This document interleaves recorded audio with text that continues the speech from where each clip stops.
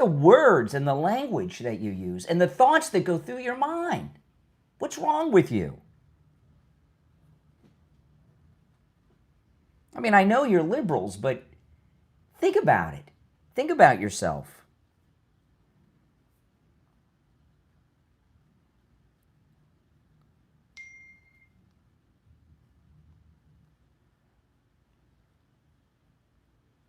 And I'm serious about that. You know, you don't see the MAGA people in the chat using the language and the phrases that you use. Why are these nasty words, thoughts, and comments exclusive to Democrats in the audience? What is wrong with you? Explain yourselves. You're weirdos and perverts. I see what you're saying there. It's really scary. And you know what's scary?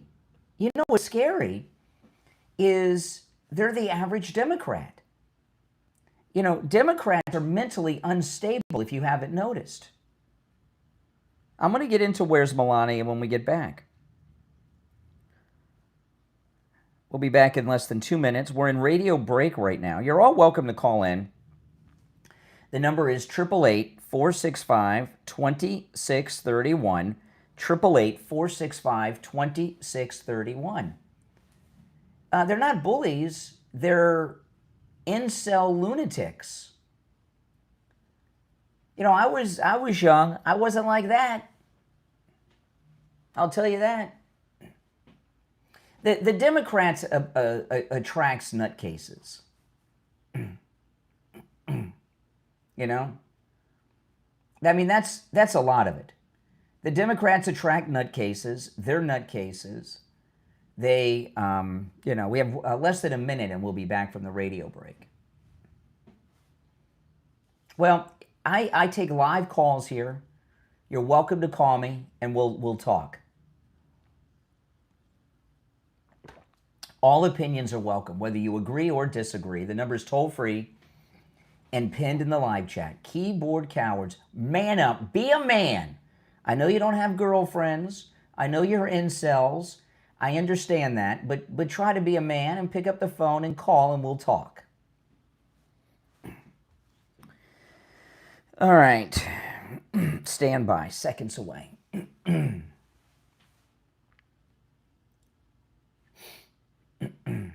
Here we go. Less than 10 seconds.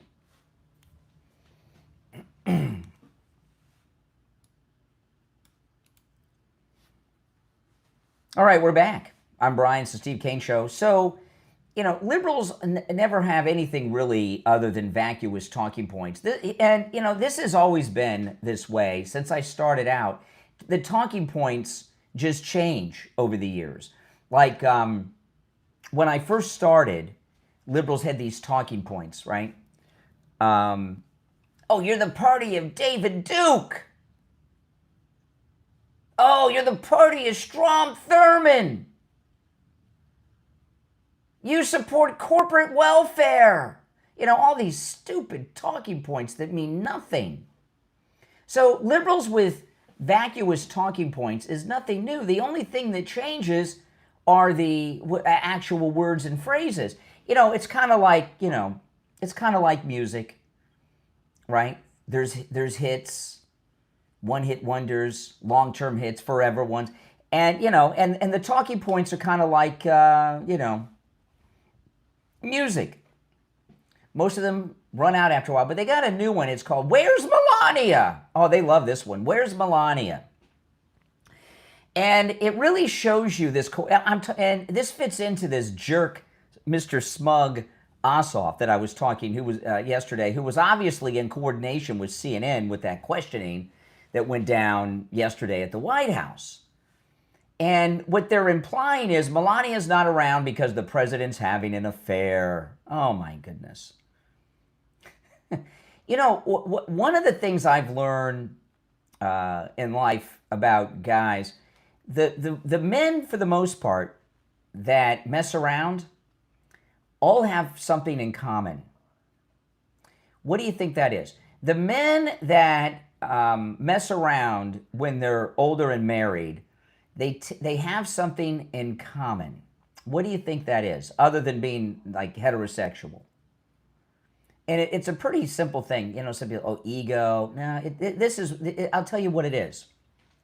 They couldn't get girls when they were in high school or college.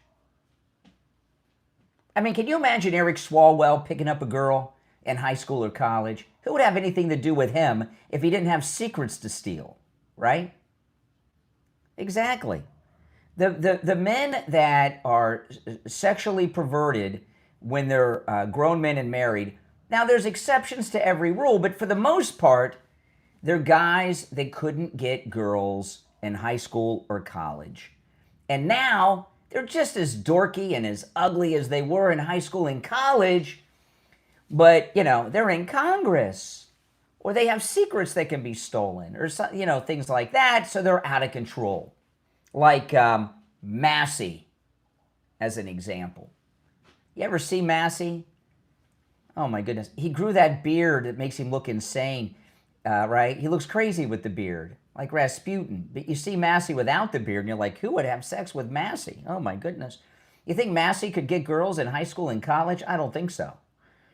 And that's a typical thing. And President Trump has always been surrounded by beautiful women. So that, you know, so someone like Donald Trump doesn't have these failings that so many of these Democrats. Look at Bill Clinton. Bill Clinton always had a problem with the weight. He was always goofy, kind of stupid, and everything else. And, you know, he really couldn't get girls when he was younger, and he was a bookworm. Then all of a sudden, he's Attorney General of Arkansas, he's governor, he's president, and then he's out of control. He can't control himself. So they project that onto President Trump. Now, there's exceptions to every rule, but that's a pretty good rule of thumb. So they have this whole coordinated thing going on. Where's Melania? Where's Melania? They've been asking this question for weeks. Stupid phrases. You know, that's as vacuous as Canada's not for sale. You know, a few months ago, maybe it was a year ago, I can't remember. Sometime over the last year, they had some Saturday Night Live reunion, and Mike Myers was there. And, you know, hey, I remember Mike Myers, Wayne's World, party time, you know, Wayne's World. You know, everybody liked him. Austin Powers, international man of mystery and everything else. And he's fallen and kind of washed up. I know he's got something new coming on, but he's on stage at this Saturday Night Live reunion. All of a sudden in the back, he yells, "Canada's not for sale!" And I'm like, oh my goodness. Poor Mike Myers. I heard he got divorced, so he's broke. So he's virtue signaling, trying to get some work.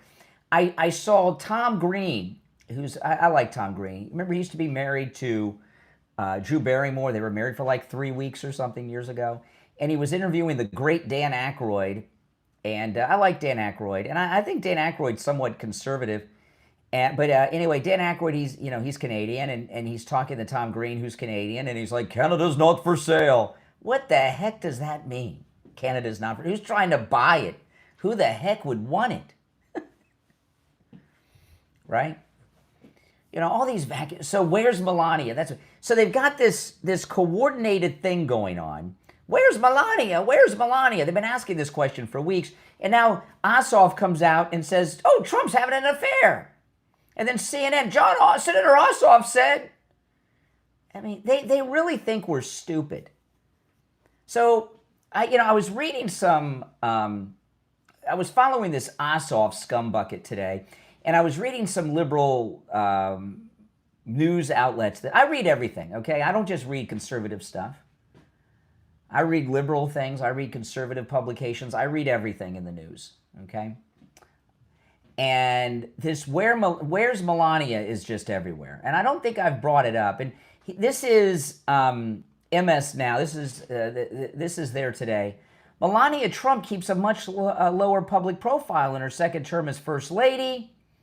The First Lady has done about half as many public events as she did at this point in President Trump's first term, an NBC News analysis found. A senior advisor says she prioritizes results over appearances, and then all these low-life Democrats keep asking, where's Melania? Where's Melania? It is true that Melania is doing fewer appearances. Why do you think that is? Why do you think that is? Now, what they're trying to imply is she's so upset that President Trump's having this affair that she's not coming out and she's not. They even say she's not living at the White House. Why do you think Melania is doing fewer appearances than in the first term? I'm going to tell you after the break. If you're on hold, stand by. I'll get the calls eventually. Why do you think Melania is doing really less than half of the public appearances she did in the first term? 888-465-2631. 888-465-2631. I'm going to answer the question of where Melania is after the break. And you Democrats, shame on you. Shame on you. Look at yourself in the mirror from time to time. And then start repeating your sicko talking points. 888-465-2631. 888-465-2631. You're listening to the Steve Kane Show, Florida's longest running radio show.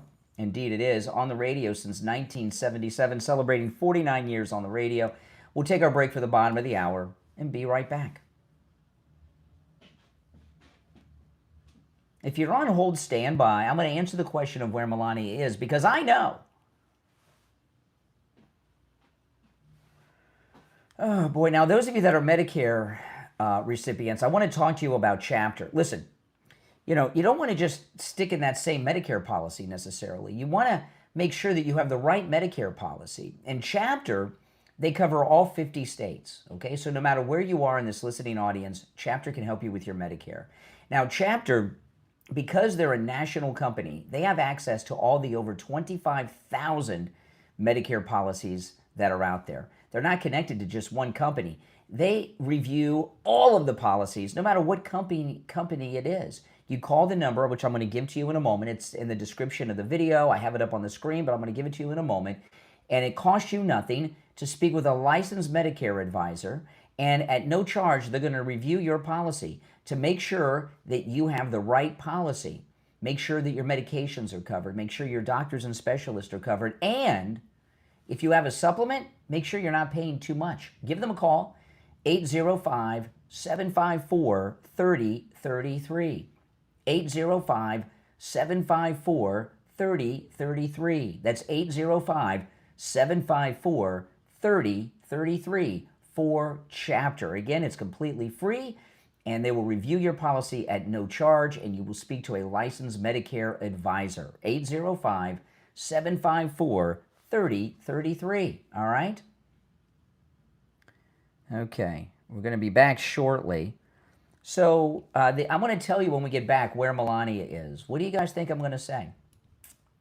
And by the way, where are all these big mouths in the chat room? Calling me out, saying things. Where are you? Are you on hold? Cowards? I tell you. Wimps. Wimps. Okay.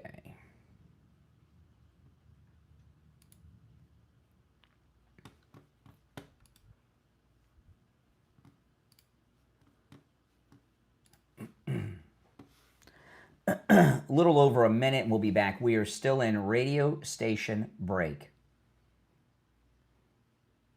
Where's Melania? I'm going to answer the question when we get back. Indeed. Hang in there.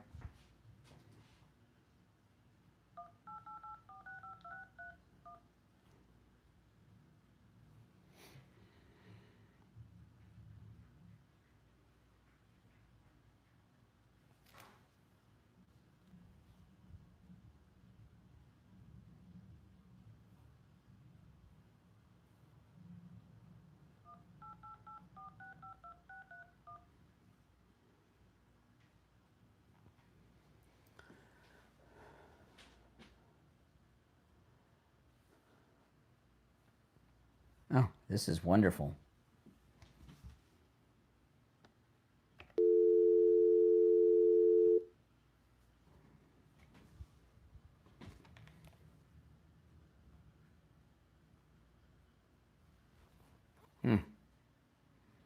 Unbelievable.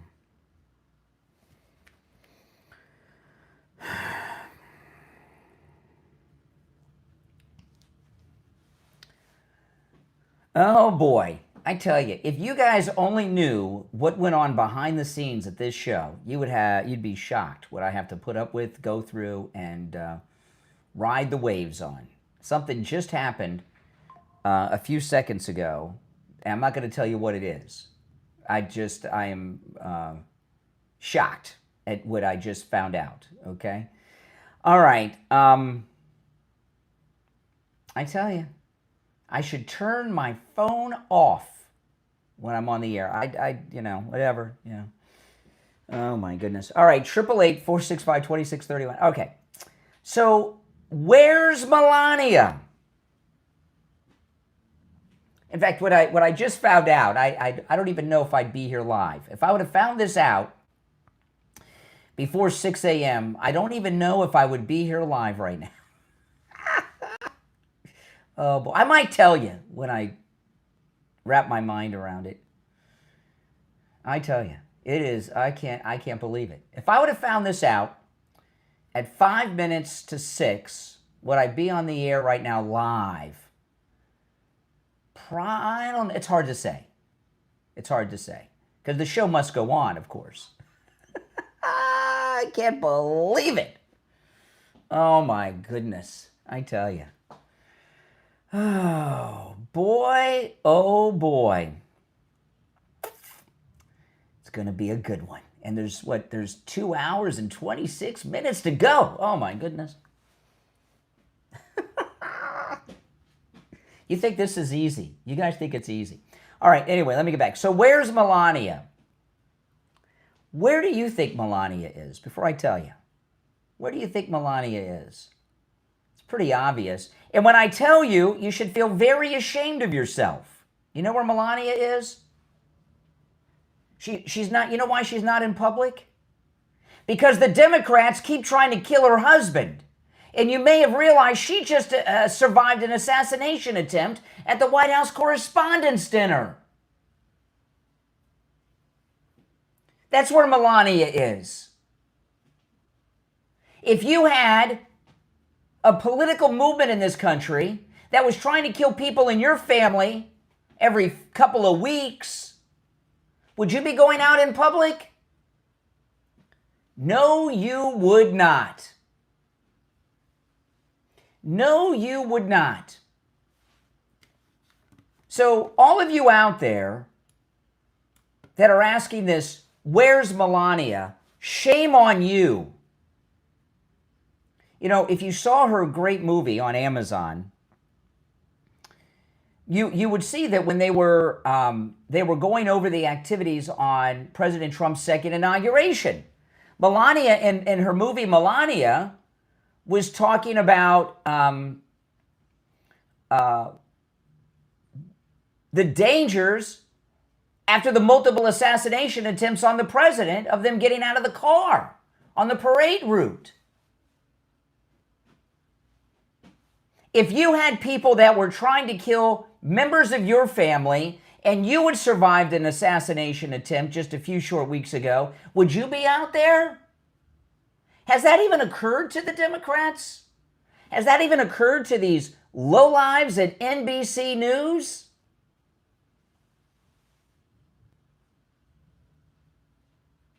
I don't think so.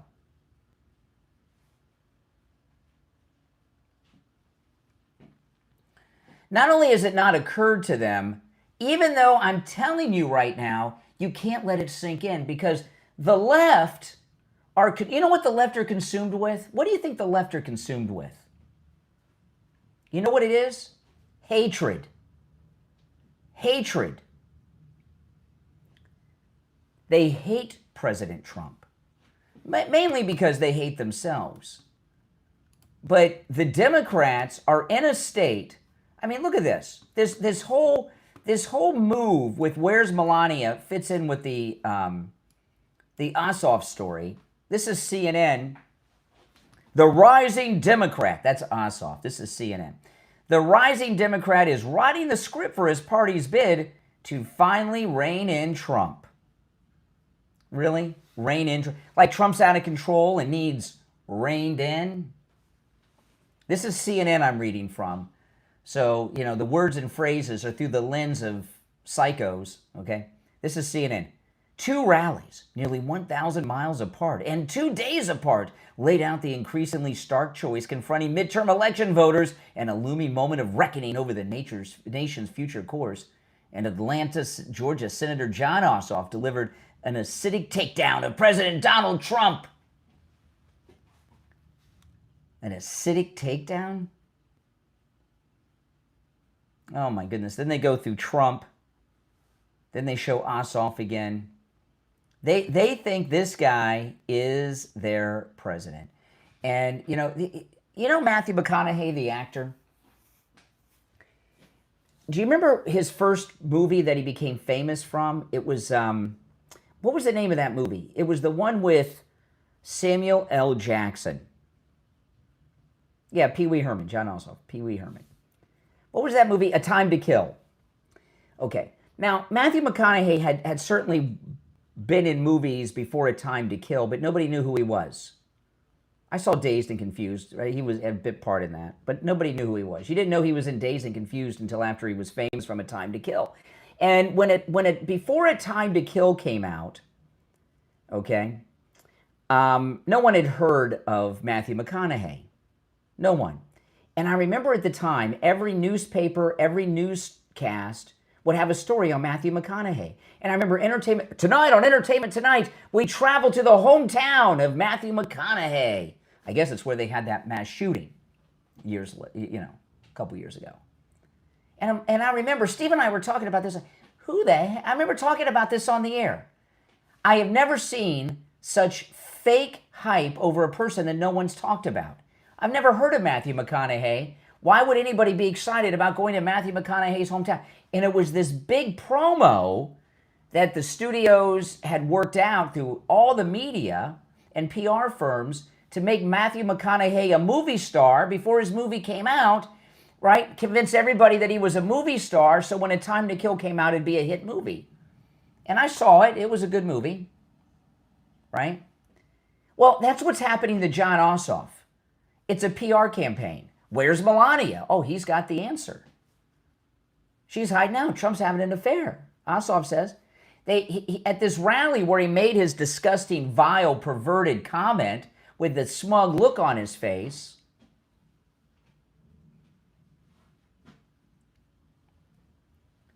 it was a full house.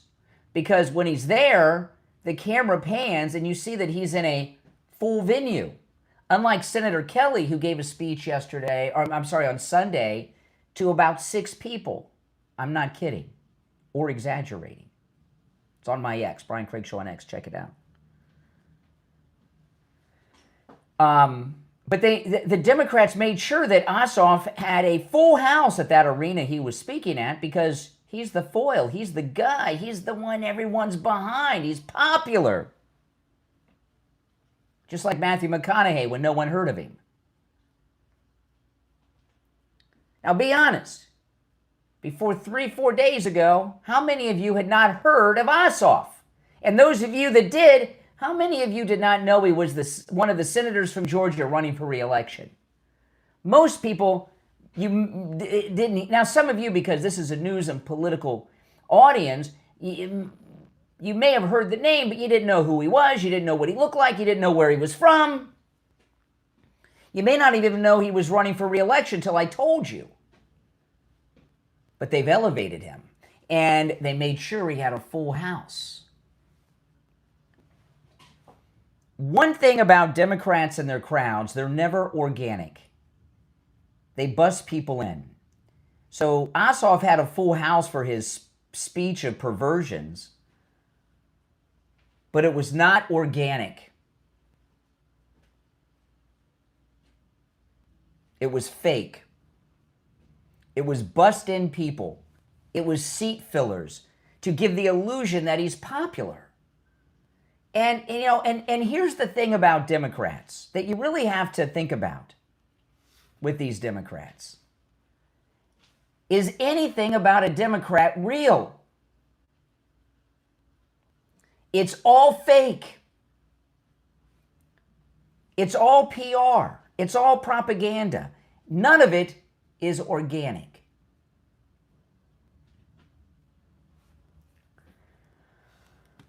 I want to talk about Jamie LeeZep over at Swift Tax. He's amazing.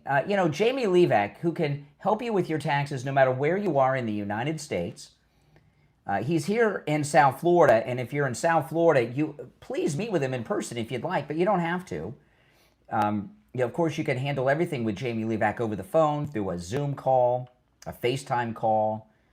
You don't have to meet in person, but if you would like to, Jamie would love to meet with you in person. But if you missed the tax filing deadline this year, don't worry. Call Jamie LeeZep. He's got a direct line to the IRS. He'll take care of it for you. If you have back years that you have not filed and you're worried about that certified letter and those garnishments and those liens, don't worry. Call Jamie LeeZep. He'll take care of it for you. If you owe money to the IRS, even if you've already made financial payment arrangements, call Jamie LeeZep. Have him review that. Make sure you still owe that money.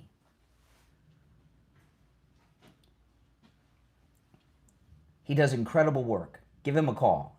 This number rings directly to Jamie LeeZep, so you could call or text 954-773-1587.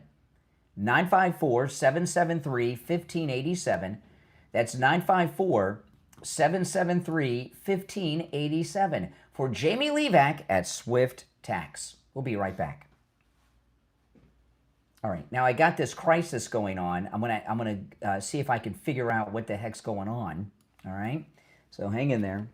Oh, it's not good. No, it sucks.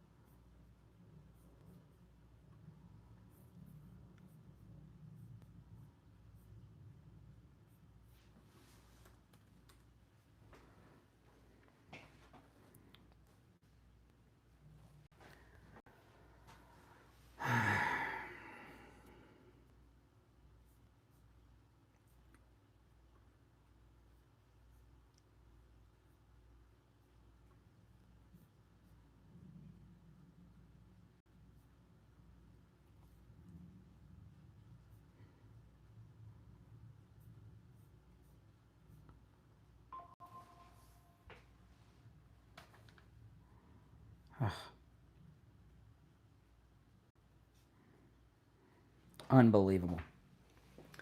Now, I can't tell you what's going on, but I got a bit of a problem. Yeah, it's a problem. And it's one I'm not happy about, I'm here to tell you. But the show must go on.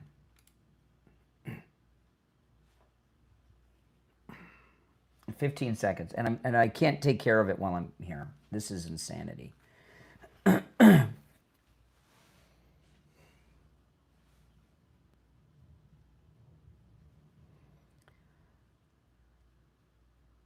All right, we're back. I'm Brian, Steve Kane Show. So I've got a bit of a crisis going on off the air, and I was trying to take care of it during the break, but it's hard to take care of things during a commercial break at, 6:48 in the morning. But the show must go on, and go on it will. Oh, my goodness. Now, I'm not going to tell you what it is. I may later, but I'm so aggravated about it, I don't want to tell you now because, I don't want to make a decision to tell you about something when I'm angry about it, because that's when you make terrible decisions. All right. Oh, boy. I tell you.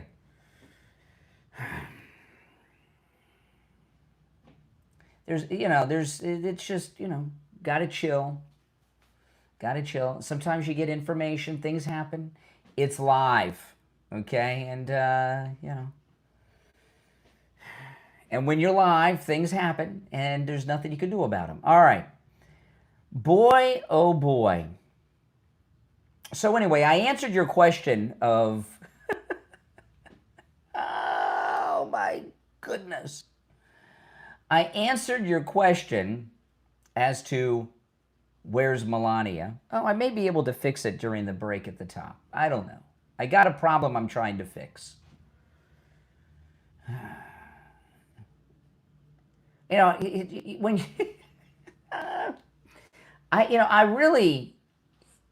I should write a book.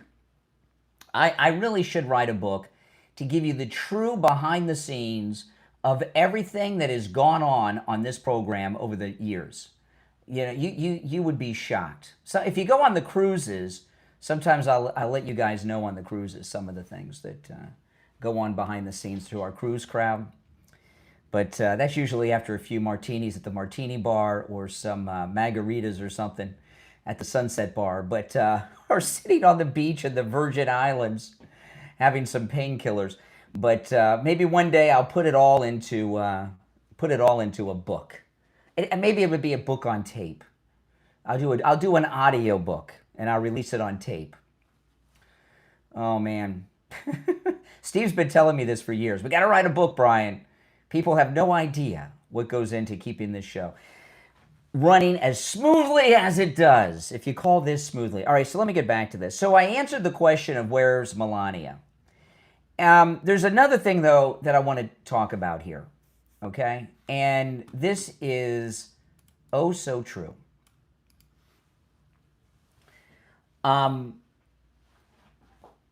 Through the elections that we're facing right now are so incredible. Today's primary day here in the Sunshine State of Florida. Please go and vote for Byron Donalds, okay? Please go and vote for Byron Donalds today. It's very important. After the primary is over, and Byron Donalds is our candidate, and we know who we're running against in the Senate and these House seats that are going on, I'll get more into details of the different races throughout the state of Florida. But Byron Donalds is so important. He is going to win the primary. But we need to have a mass turnout today. We really do. If you've not already voted early like I have. Republican votes are outnumbering Democrat votes in early voting and mail-in voting by a lot. And this is the first time this has happened in history. Never in the history of the state of Florida has the early vote come in favor of the Republicans over the Democrats. So we've already made history. We need that momentum because that momentum sends a message. There's one primary in Broward County that is, because it's Florida primary season.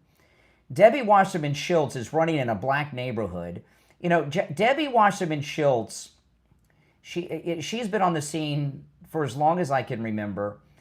And in all, in all my years of following politics, in particular here in South Florida, I can say this with 100% honesty and accuracy. I have never met a single person in South Florida who knows who Debbie Wasserman Schultz is, who likes her. No, I'm telling you. And she's been a part of the Democrat Party machine so embedded that she's been invincible. And she's gone up in her re-elections in her district against some heavy hitters and wealthy people. And then we did redistricting, and her district no longer exists, that she's been running in all these years. So she's running in a black district now, in Pompano, and she could win it. In fact, she may be even favored to win it. And the reason is this. There's several people in the race. She's the only white person.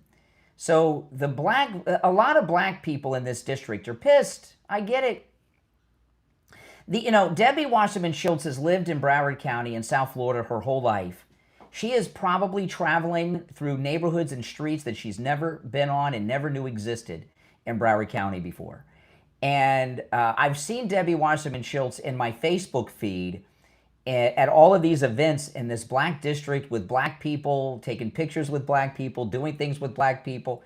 She hasn't been around so many black people ever in her life. I don't hang out in black neighborhoods either. I mean, I live in a very interracial neighborhood. I've got black neighbors, I've got some people across the street. I don't know what ethnicity they are. They're not white. I can't quite figure it out, But I live in a very interracial neighborhood.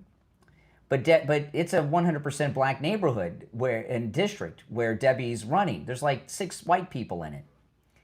And this has been historically a black district. I don't know if it's considered Alcee Hastings' old district. I don't know. But there's a lot of people over there that are plenty ticked off that Debbie Wasserman Schultz is running in this district. The problem is they're splitting the black vote. How many candidates do they have against her? 4, 5, 6? I don't know. There's a lot. So and a lot of them are pretty well connected. One of them's Luke Campbell from 2 Live Crew. One of them is a relative of Alcee Hastings. I can't remember the relation. Another one is the former congresswoman who was the congresswoman in that district, but she was tossed out of Congress for corruption. So the black Democrats that are running in this primary, where Debbie Wasserman Schultz is, they're heavy hitters in that district, and each one of them is a local celebrity. And each one of them have a strong following. Problem is, they're competing. So they've split the black vote. Now, I haven't seen any polls out of that race that I would trust. I've been following it a little bit. But Debbie Wasserman Schultz could win it because they've split the black vote so many ways. Plus, Debbie Wasserman Schultz has the Democrat Party of Broward County on her side. And the Democrat Party of Broward County politics is more corrupt than Cook County, Chicago. Okay? It really is. They're like sister cities. Right? So she's got the Democrat Party machine on her side. They've split the black vote many different ways. So Debbie Wasserman Schultz may be the favorite to win. And that's how Mamdani got elected in New York, as the mayor. They split the vote all these different ways, low turnout. And if they had their act together in that district, they would have all dropped out and endorsed one that was popular, like Luke Campbell or something. But Debbie Wasserman, and whoever wins that primary will win the race, because it's a Democrat district, that Pompano district. I don't know what number it is. I can't keep track. I know what number my congressional district is, but I don't remember the number of that one. But it doesn't matter. She's favored to win, and she's a survivor, Debbie Wasserman Schultz. I'll put it that way. If she wins, I mean, this is crazy. if she wins that primary, Debbie Wasserman Schultz, in a neighborhood, in a district that is what the liberals call majority minority, it's such a joke. It really is such a joke. But I think she's the favorite to win that. You know, and the Democrat Socialist, you may have seen some stories nationally. They're making moves in Florida. Well, they're making moves in corrupt Broward County. There's a Democrat Socialist running in Broward County. You know, so there's all kinds of things going on, and we're going to have one of the most exciting election seasons after these primaries are done. And tomorrow is the beginning of the election season. We'll be past the primaries. We'll know who the candidates are, and we're going to talk about it. I saw that in this Vindman race, Colonel Vindman is running for United States Senate here in Florida in the Democrat primary. And there's only been one poll. It's been a while since the poll was taken. And he was in the lead. So, yeah, so we very well could have Colonel Vindman as a Democrat candidate for Senate here in Florida. Believe me, we're going to be all over that race. This is going to be one of the most exciting midterm election races that any of you have ever experienced. And it's going to be because it's so important. And we're going to be covering all of it each and every day here on the program. But I really would like Debbie Wasserman Schultz to lose this race today in Pompano. So those of you in Pompano, get together, get together with the community. In these black districts, they have the black voter guide. I mean, I would not be shocked if there's a black voter guide being handed out telling people to vote for Debbie Wasserman Schultz. It would not shock me, okay? But that's a real sad state of affairs, that Debbie Wasserman Schultz could be elected in this district. It's really a shame, is what it is. All right, 1 hour down, 2 to go. It's the Steve Kane Show. I'm Brian Craig. We'll be back right after our top of the hour break. All right, I'm going to go back and try to fix this problem I'm having.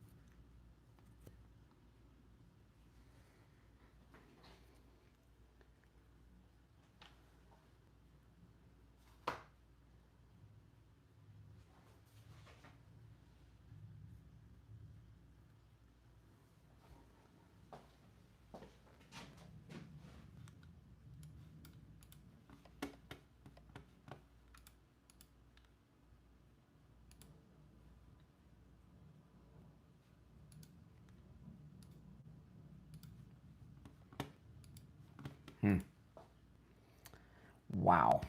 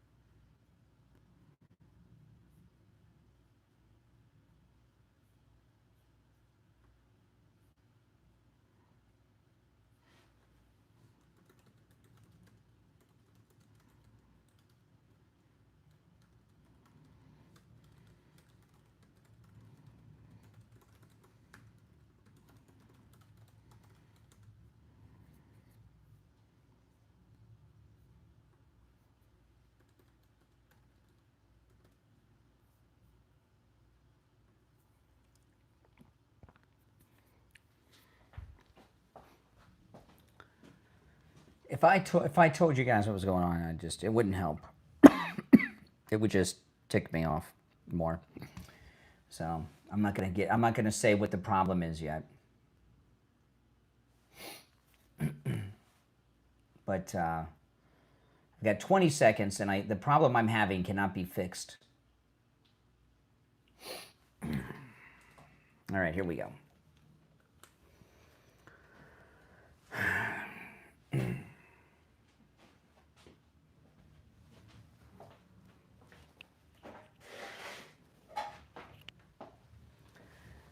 All right, hour number 2 has begun. I'm Brian. It's the Steve Kane Show, Florida's longest running radio show. I'm going to continue where I was without much recapping because I'm having I was talking in the first hour, I'm having a problem off the air that I can't take care of while I'm on the air, and it's not making me happy. But I've got an hour and 55 minutes to go, so I'll keep going. Show must go on. Let me tell you, I love it. I have been on the air in so many different problems that I've had going on professionally, personally, you know, all kinds of craziness. And this is not the worst that I've had to deal with during the show, but it's definitely something. And I'm not going to share it with you yet. Maybe I will. I don't know if I will. Okay, so let me recap a little bit because I've got some audio sound bites and I want to have some context. So what I was talking about, let me just wipe it away from my mind, the problem, put it in the back till the next break. Part of the problem is I've been trying to resolve the problem during the break. So during the breaks, and it's been, I don't know, 3 breaks I've been doing this through, because I learned of the problem at the bottom of the hour in the 6 o'clock hour. So I spent that break and the 2 breaks after trying to resolve the problem during the breaks, and that's created another problem. So, but you know, hey, keep listening, and you may hear what the problem is, and I may lose it. It depends. It depends. All right, so let me get back on track. So what I was talking about in the first hour was this scumbucket, Jon Ossoff, who's running. He's the Democrat senator from Georgia. He's running for re-election, and he's out there accusing President Trump of having an affair with his aide, Natalie Harp. And this is part of what I was talking about in the first hour, is that this is a part of an effort to elevate Ossoff. Right now, again, the Democrats are in pretty dire straits, so anything they're working on could change in 10 minutes, okay, because they're a disaster of a party. But what they're looking at with Jon Ossoff right now is they're looking at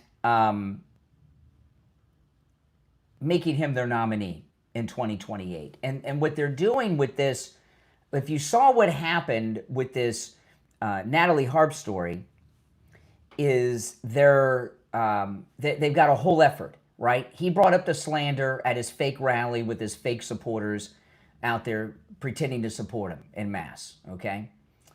And he says it, the media reports it, and then this CNN girl asks the president about it in the Oval Office in front of that little boy whose life was saved by the lifeguard yesterday.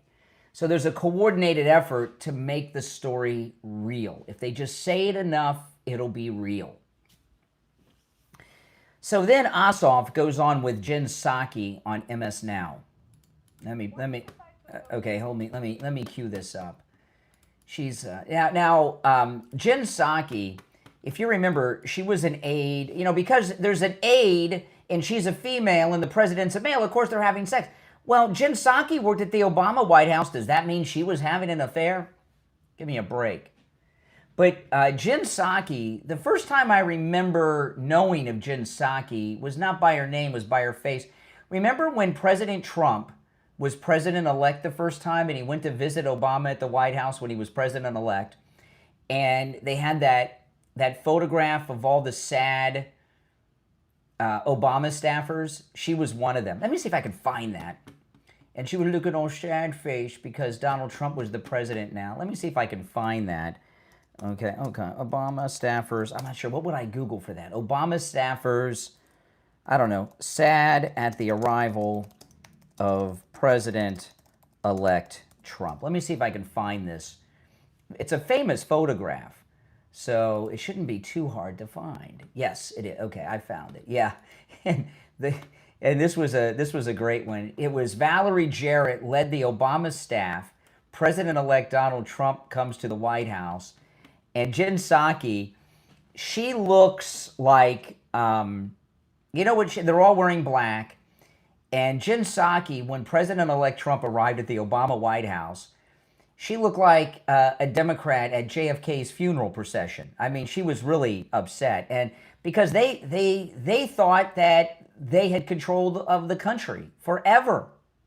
And they didn't realize that they never realized that they would lose control of the country. And you see Jen Psaki, when President-elect Trump came to the White House the first time, you can tell by looking at her face, she had been crying all night and all day and probably put down a couple boxes of wine, with, you know, the kind that Kamala likes to drink. So, you know, she hates Trump. So she has Ossoff on her show. Listen. Why'd you decide to invoke Natalie Hart specifically in that speech? Because he's a scumbucket who has no class and doesn't mind slandering people, but, you know. Why'd you decide to invoke Natalie Hart specifically in that speech? Jen, thank you for having me, and here's the point. We're in wartime. The commander-in-chief has mired us. Okay, now this guy here, I've known radio guys like this. You see how slow he talks? He talks so slow. Do you know why he talks so slow? Why do you think he talks so slow? There used to be this guy, I don't know if he's still around, Neil Bortz. Anybody remember Neil Bortz? Is he still around? I don't know if he's still around or if he still does this. He was on the air in Atlanta. This was many years ago, and I was in Atlanta, and I was listening to him on the radio, and he used to talk slow and take these dramatic pauses. And do you know what the why people like this take dramatic pauses and speak slowly? Because every syllable of every word that they utter is brilliant. And you, as a listener, need to savor the brilliance. So if they speak slow and take pauses, you can savor the brilliance of all of the utterances out of their mouth. It's true. I've seen this with people. Why'd you decide to invoke Natalie Hart specifically in that speech? Jen, thank you for having me, and here's the point. We're in wartime. The commander-in-chief has mired us in this geopolitical disaster. People have lost their lives. Our naval logistics are frayed. The global energy system is in crisis. And he retreats into this bubble of West Wing aides who are his security blanket to make him feel good about himself. Wow. You know, the words that he uses, let's go through this a little slower. Oh my. And this idea that he's surrounded in a bubble, he has a press conference every day, sometimes multiple press conferences a day, with the people that hate him the most, the press corps, right? Let's go through what he says here. In wartime, We're in wartime. the commander-in-chief has mired us in this geopolitical disaster. People have lost their lives. Our naval logistics are frayed. Our naval logistics are frayed. This is the false narrative of the starvation going on the USS Abraham Lincoln. You know, that ship is going to be coming home soon. When they walk off the ship, are they going to be carrying them out like they've been in some POW camp in Japan for 5 years? The global energy system is in crisis. And he Okay, the global energy system's in crisis. So the energy system was not in crisis when the terrorists of Iran were in control of the oil over there? retreats into this bubble of West Wing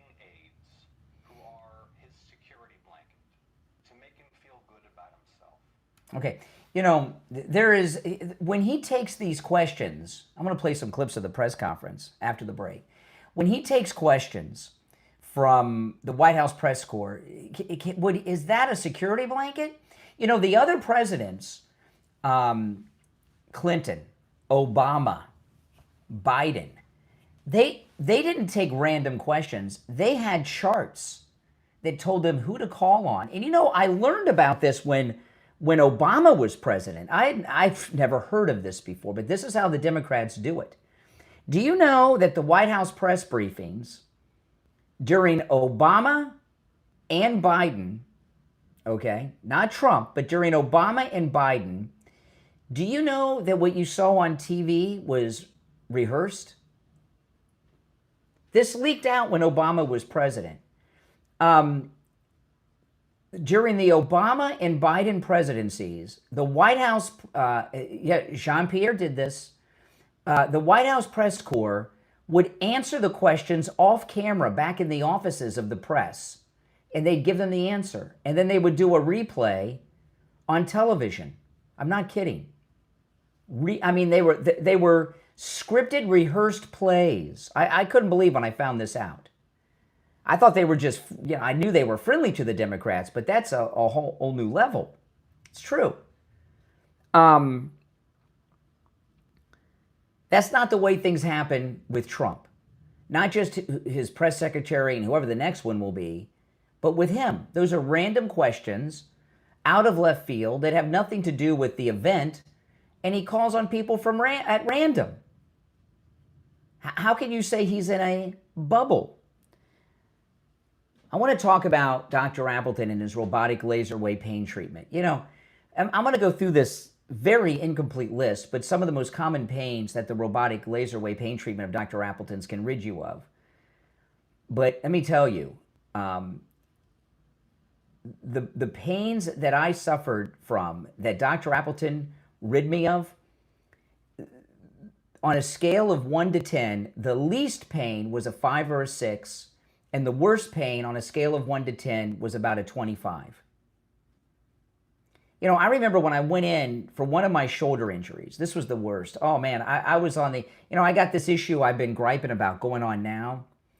But if you were listening this particular day, I had this shoulder pain. I was on the air. I was at the radio station in so much pain. I was almost in tears. I was on the air telling you, when I get off the air, I'm going to Dr. Appleton's office. And the way that pain felt, it felt like in the front of my shoulder, someone had a Ginsu steak knife stuck in my shoulder and was cutting the muscle. And then on the side of my shoulder, it felt like I was being punched by Mike Tyson. That's how I described it on the air that day. I went to see Dr. Appleton, and he examined me, and he moved my arm to examine me to find out where the point of the pain's origination was. It hurt so bad I almost fell on the floor. Dr. Appleton treated me right there with the robotic laser away pain treatment. I said, Doc, I'm going to need all your miracle working today. He said, don't worry, the laser will treat that. I felt relief when I was leaving the office, just a little while later.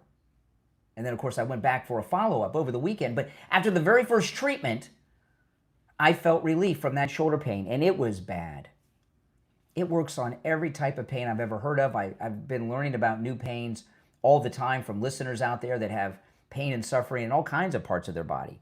Arthritis, bursitis, bone on bone, gout, TMJ, pre- and post-surgical pain, neck and back injuries, knee conditions, tinnitus, sciatica, spinal stenosis, fibromyalgia, plantar fasciitis, rotary tears, herniated disc, acute pain, chronic pain, and more. Give Dr. Appleton a call and say bye-bye to your pain. The consultation's free. Appointments are never necessary. Walk-ins are welcome even on Saturdays. 954-973-0710. 954-973-0710. That's 954-973-0710. And online, AppletonChiro.com. We'll be right back.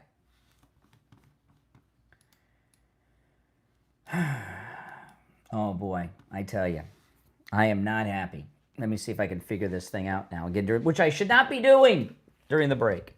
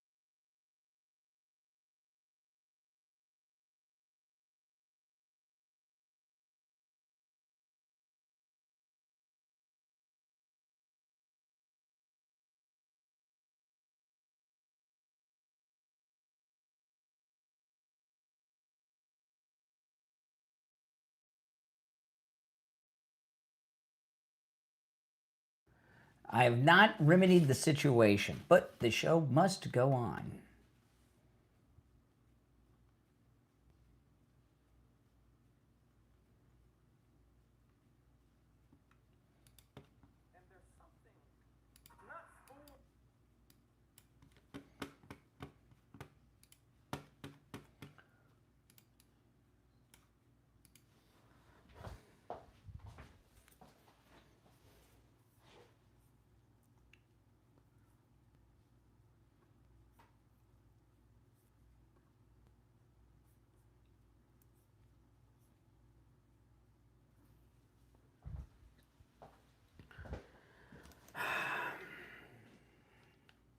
Welcome, everyone. If you're new, make sure you subscribe. Oh, this is really great.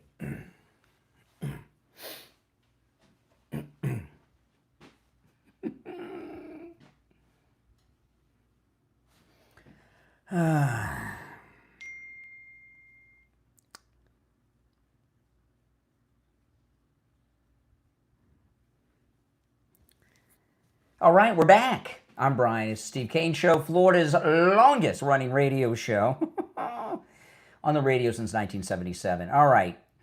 So let me get back to this creep. This is John Ossoff, who the Democrats think they're going to run for president. And here's his speech with his fake crowd of people, okay? Now, the internet just paused. It doesn't want me to play the speech. I don't blame the internet. That's all I need are more problems. All right, well, we'll come back to him. And let me pull up Jake Tapper discussing it.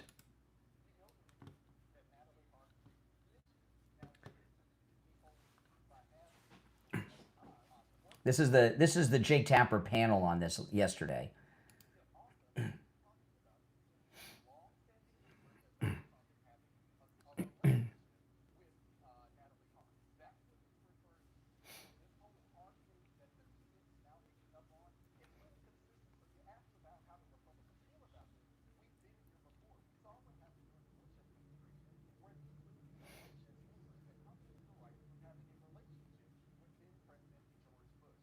That's right.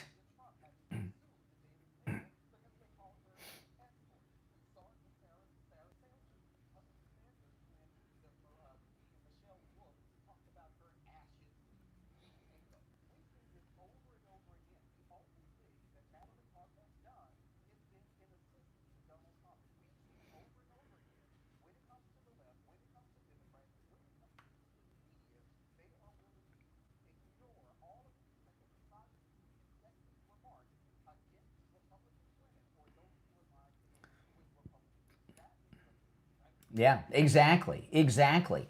All right, let me see if I can pull this up now with Ossoff talking. Nope, it doesn't want me to play. Here we go. Yes, you are. They deserve competent leaders who send them into combat only when necessary. And with decisive clarity of purpose, not fools who lie about the purpose and progress of war. And while the sailors on the land fight his war, Ugh. while he ruthlessly drains our munitions and oil reserves, Ugh. the president sleeps through his meetings. He golfs and trades stocks. See, he doesn't want to do the job. He wants to build his ballroom and travel with Natalie on their apparently defenseless flying palace gifted by the Emir of Qatar. See, and that's where it all began. This is who is the flavor of the week.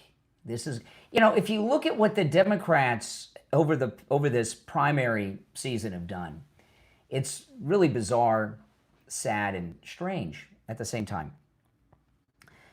The Democrats, what the Democrats have done is go from one front man to the next, and they've fallen, right? Their first one was the Nazi, Graham Plattner. They had this guy, right? He's going to bring men back to the Democrat Party. He looks like the Marlboro Man. He's got that raspy voice. He doesn't fully shave. They're making him look like he works hard, even though he's a bum, living off his parents.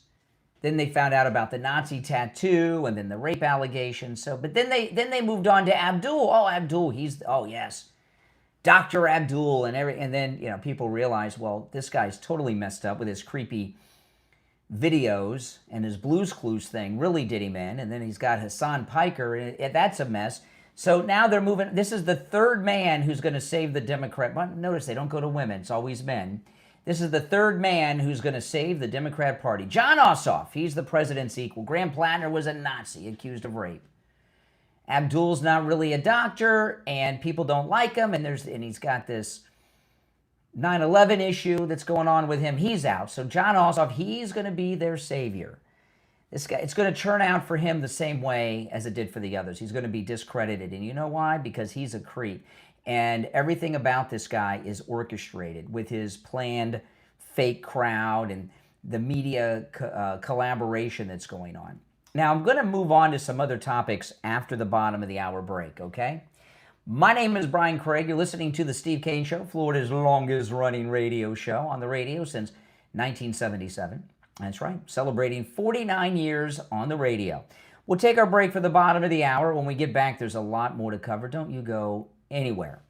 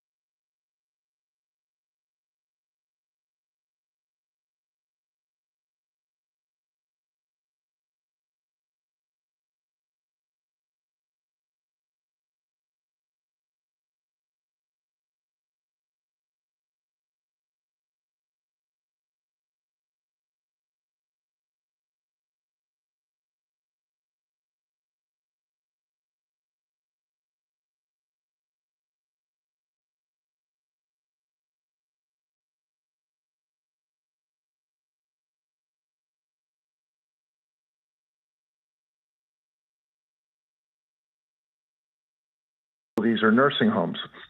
All of those are very expensive levels of care, and if you're not prepared, you need to be prepared to possibly go broke or significantly changing your lifestyle or your surviving spouse's lifestyle, just because that cost can come out of your pocket if you don't have a plan. And there's really two plans you can have other than spending down your own money. One is to have insurance, which is called long-term care insurance. And the problem is most people don't have it or don't have enough of it. So you're still in danger of not having that protection or running out of that protection. And so that really leaves the only option, what we help people do at the Siegel Law Group and what we've been helping people for almost 25 years doing, that's called elder law Medicaid planning. And Medicaid planning, it's not for only the impoverished. They don't need a law firm to help them become eligible because they're already eligible.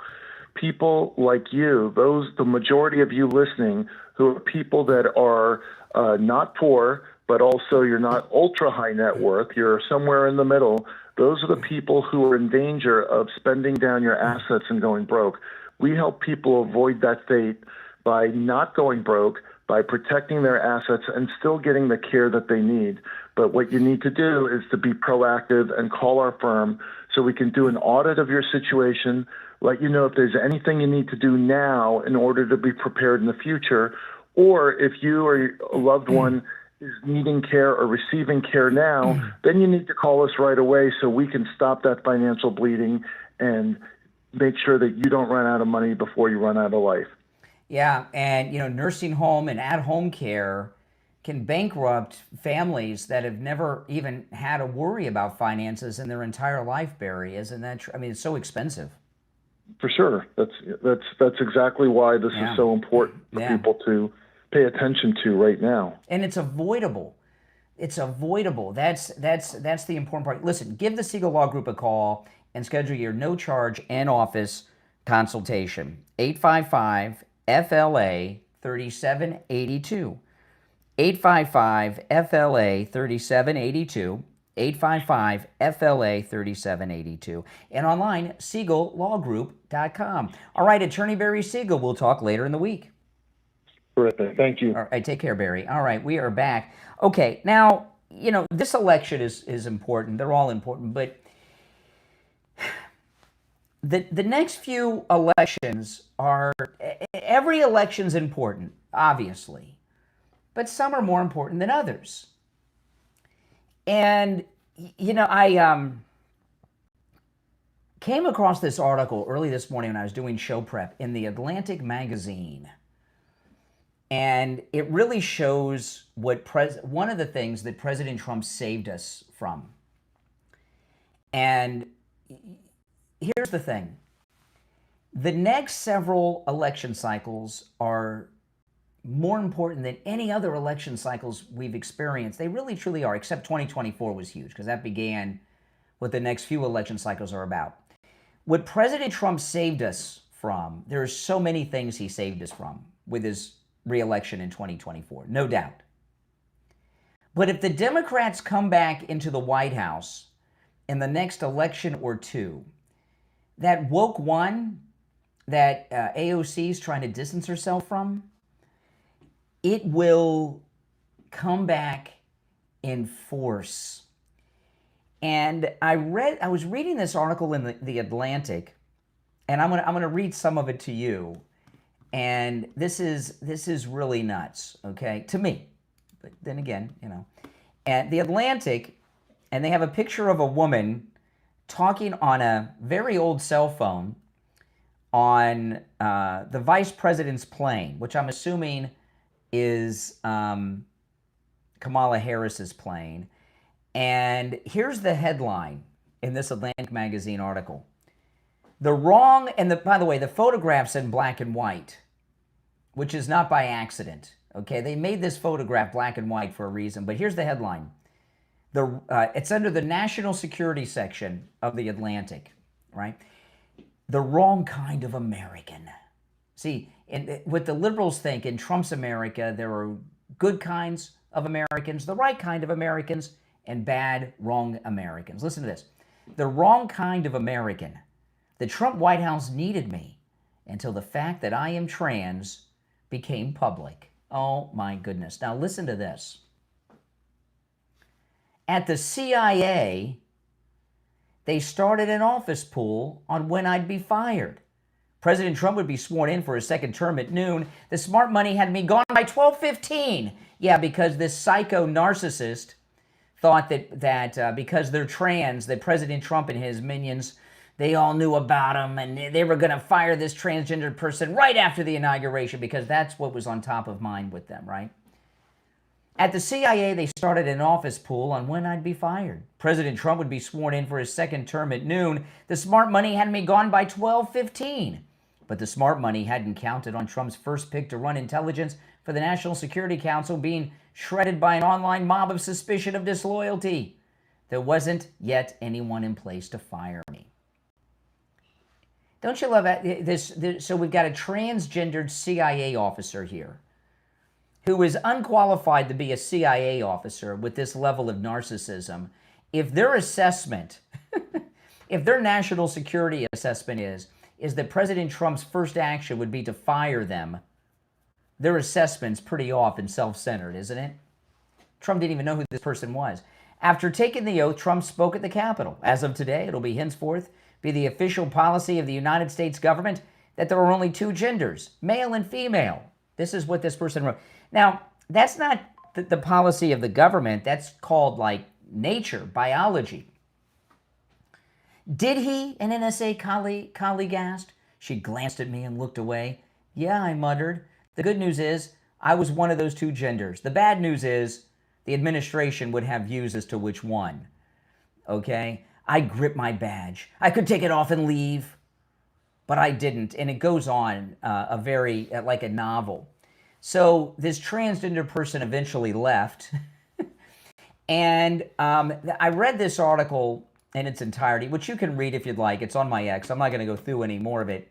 But what they wrote about is how they were recruiting transgender CIA officers and how they had met multiple transgender people working at the CIA who were inspired to join the CIA based on them being transgender at the CIA.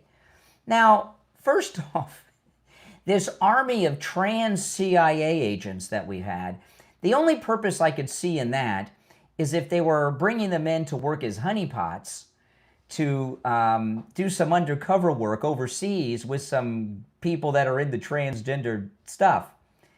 But first off, CIA agents and officers are supposed to be kind of like secret people. How would transgender people be inspired to join the CIA by this transgendered person that you're not even supposed to know about?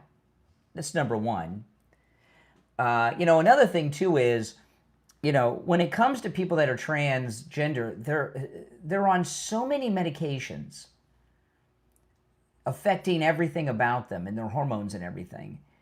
Is that really the kind of person that should have a top secret security clearance? And they have some of the highest security clearances out there, higher than many cabinet officials, depending on what they do with the CIA. It seems kind of crazy to me. But they were according to this article in The Atlantic, and this transgendered former CIA officer, who they have a photograph of them in black and white, so they look more female, right? Now, once you know the person's trans, there's no hiding it. You can tell. But if you didn't know and you took just a glance, you might not notice that they're trans. But in black and white, it does hide a lot, right? Black and white and a lot of tape in certain areas hide a lot. But this army of transgender CIA officers and agents that they were recruiting during the Biden years, the things that were going on in this country in the last 4 years are so insane. They erased the southern border, brought 25 million illegals here, many of them violent rapists and killers and all kinds of other things.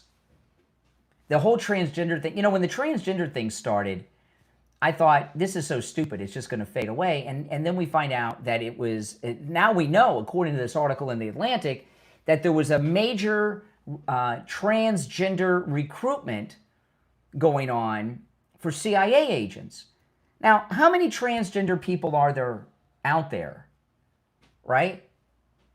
When you're looking at certain organizations, the CIA is one of them, okay? You're recruiting the best of the best. Are there enough transgender Americans out there to recruit the best of the best qualified people? It seems to me no.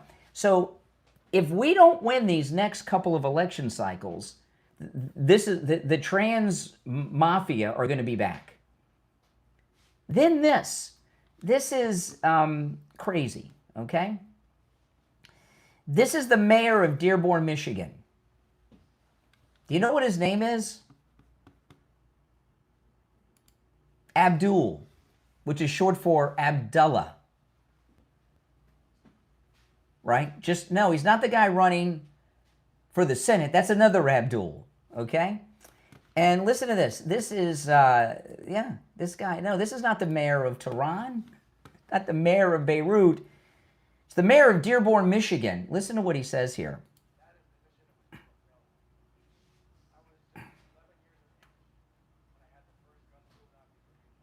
Okay, hold on a second here. I know it's hard to understand him with that Michigan accent. Have you noticed the Michigan accent has changed? You know, it's like when I get calls from people in Southern California, from Los Angeles, and sometimes you'll hear me ask them about their accent, and they're like, "Oh, this is a Los Angelino accent." To me, a Los Angelino accent is Valley Girl, like, "Oh my God." But now it's Mexican, right?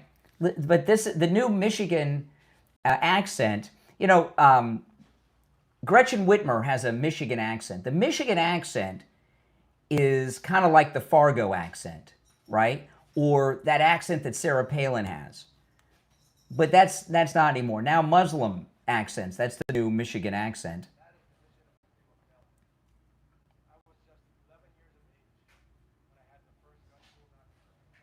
Okay. Okay. So this guy, and he's pissed off. You see that this is the mayor of Dearborn, Abdul. Okay? And he said after 9/11, at 11 years old, he had a gun pulled on him for being Muslim. By the way, that was the first time it happened, right? Isn't that what he said?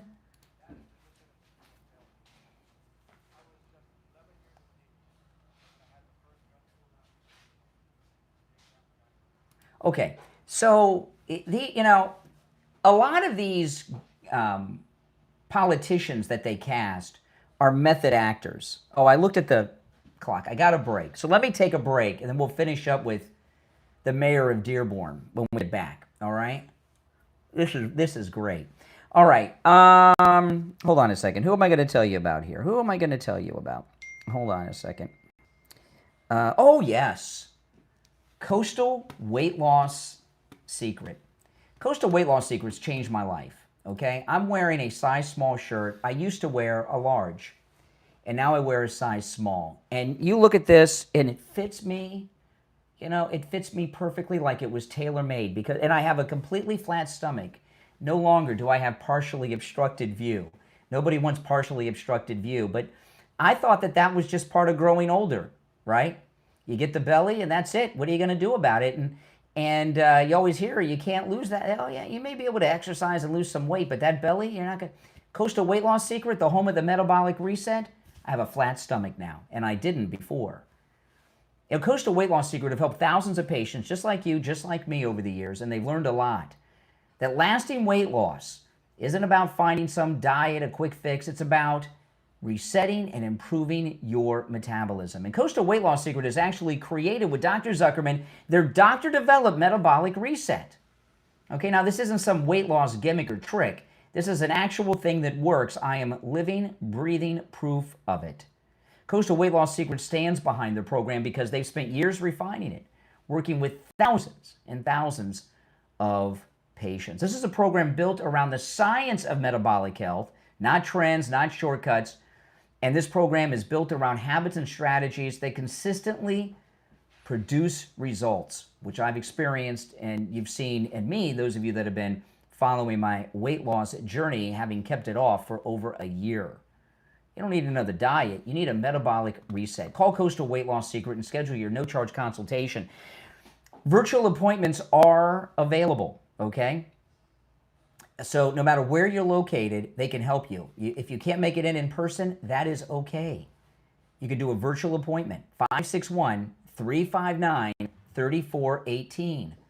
561-359-3418, and online, coastalweightlasssecret.com. All right, we'll take our last break of the second hour. We'll be back with the mayor of Dearborn after this.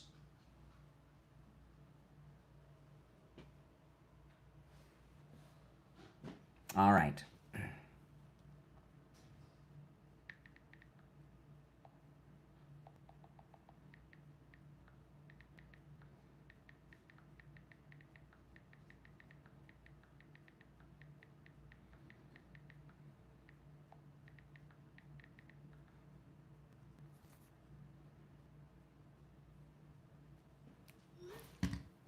Hang in there, guys. Does he look pissed off, the mayor? He looks pissed.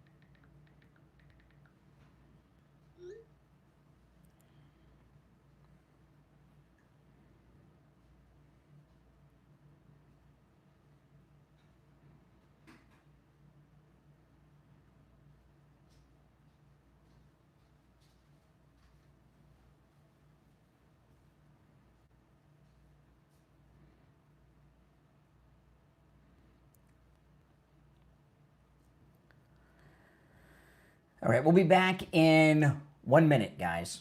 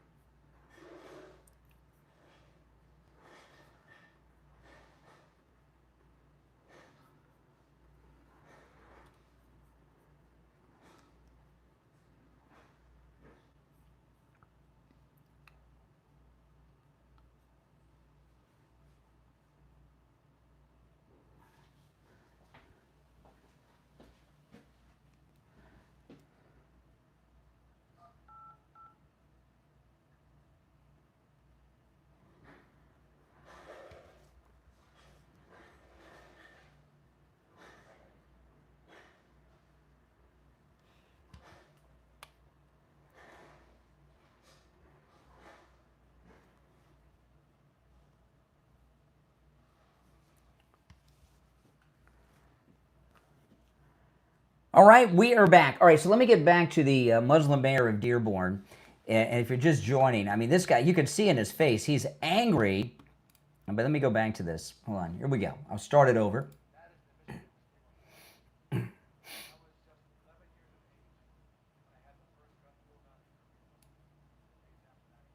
Okay, a couple things about this. I'm going to call total BS on that. What about you guys? Now, as I was saying, there's a lot of casting going on in the Democrat Party. And some actors act with different things, but these guys, they're deep in character, right? It's called method acting. So he may actually believe this happened because he's a method actor, so he's convincing himself of these things. But he said two things. He had a gun pulled on him at the age of 11 after 9/11 because he was Muslim, right? Not only that, it happened multiple times. So my question to him is that I would have a few questions to the mayor of Dearborn, Michigan here, okay? My first question is, when you went home and told your parents that someone pulled a gun on you for being Muslim when you were 11, because you would go home and tell your parents, when your parents called the police and the police came to your house, what happened? Who was this that pulled this gun on you at the age of 11? Where did this happen? So we can look at the police report that your parents filed when they called the police. Because their 11-year-old son had a gun pulled on him out in public for no reason whatsoever other than being Muslim after 9/11. These are questions, right? And these are good questions, aren't they? And then he says the first time he had a gun pulled on him. So how many other times have you had guns pulled on you for just being Muslim? Where did this happen? Who pulled them on you? And when you called the police in these instances, what did the police say? And can you please tell us what police departments responded to your call of these crazy racist gunmen so we can get the police reports? Wouldn't you like to see these police reports that Abdul's parents filed? Oh my goodness. I'm going to call complete BS on that story. Okay, but he's not done. Let me rewind. It's a short clip.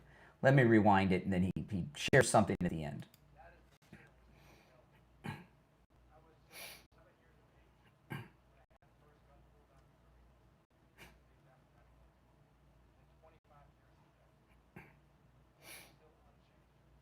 Still unchanged. People are still pulling guns on him for being Muslim? Did you hear that? Did you hear what he said? I can't even say the name. Listen.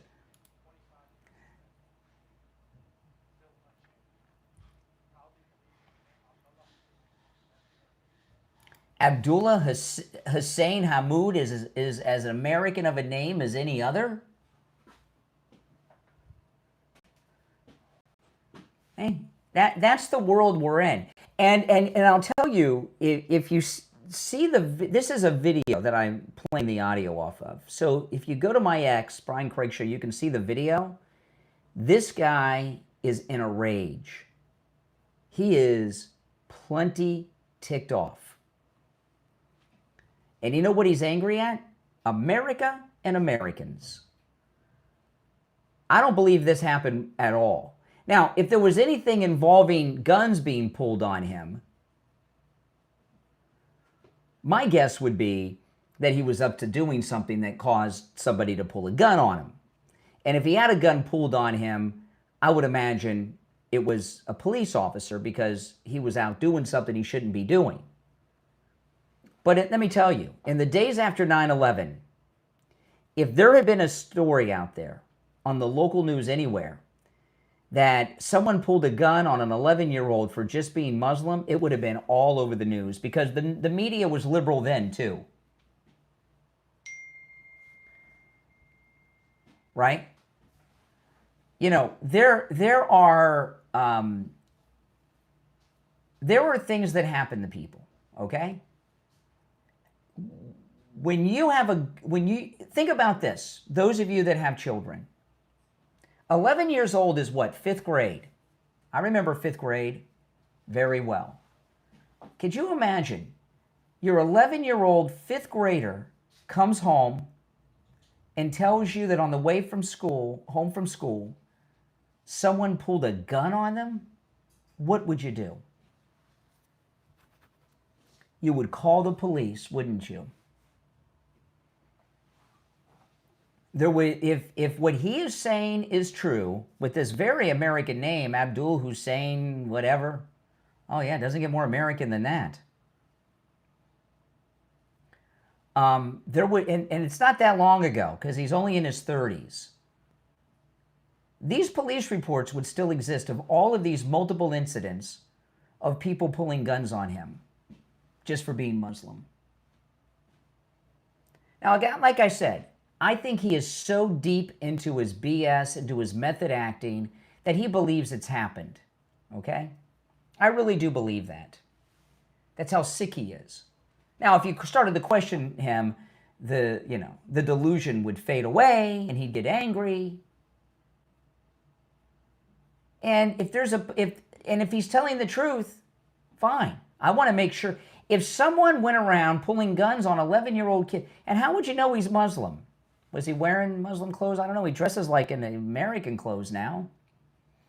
But if there was a police officer or anyone pulling guns on people because they were Muslim, especially 11-year-old children, I want to make sure that person's ability to legally possess a gun is taken away from them, because that's a dangerous person. I don't remember any stories of anyone pulling guns on 11-year-old children after 9/11. Do you? Do you know why you don't remember? Because it never happened. That's why you don't remember. He made the whole thing up.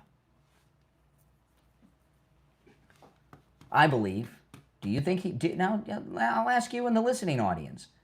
Did Abdul Hussein, whatever the rest of his name is, this very American name of his, do you think he made that story up? I do. Now, I want to talk about Tom Laporta over at Laporta Roofing. Oh, man, I think about Tom Laporta all the time because it rains like every day in Florida. Sometimes it rains overnight, and it rains hard. I wake up in the morning, and I can tell it's been raining all night. Sometimes it rains in the afternoon. That's my favorite because it cools everything off. If you got a wet spot on your ceiling, you've got a leak in your roof, and that's a danger. First off, that leak is only going to get bigger, and the damage is going to get worse. And if you call Tom Laporta when you see that first wet spot on your ceiling, you very well may need a simple repair. But if you let it go, that simple repair is going to turn into a very complex problem, and you could find a repair turning into a roof replacement unnecessarily. Give Tom Laporta a call. He covers both the east and west coast of Florida and everywhere in between. This number rings directly to Tom Laporta's cell phone, so you can call or text 954-604-4602. 954-604-4602. 954-604-4602. And online, LaportaRoofing.com. All right, we'll take our break for the top of the hour, come back with more, and Steve Kane will be joining us shortly, right after this.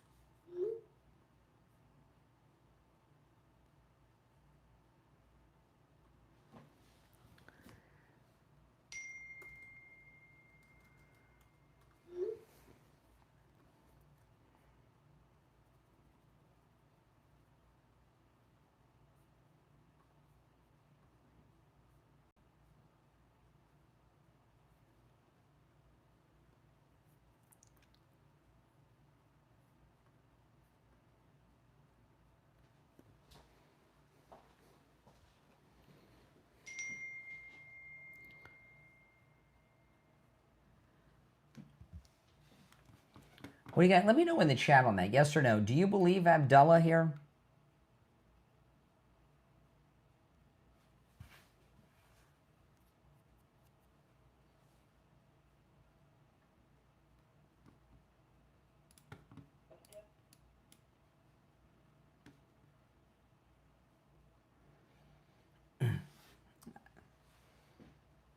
That's the most BS story that I think I may have ever heard.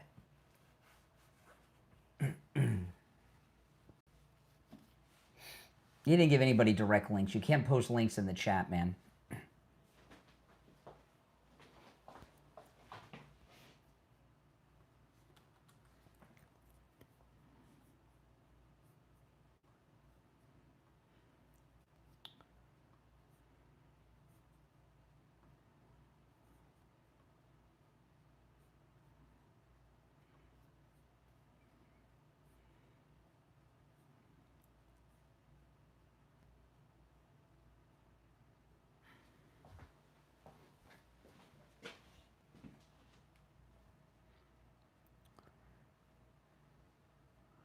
Okay, we got about 45 seconds and we'll be back.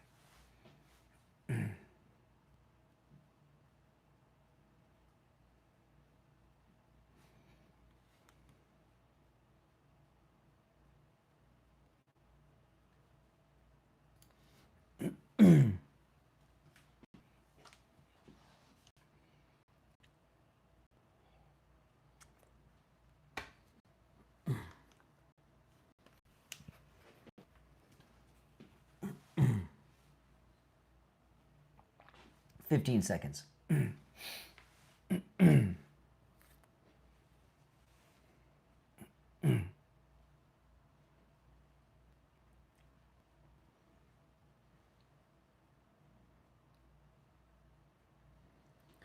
Welcome back, everyone. The 8 o'clock hour has begun. You're listening to Florida's longest-running radio show, The Steve Kane Show, on the radio since 1977, celebrating 49 years on the radio. My name is Brian Craig. Welcome back, everyone.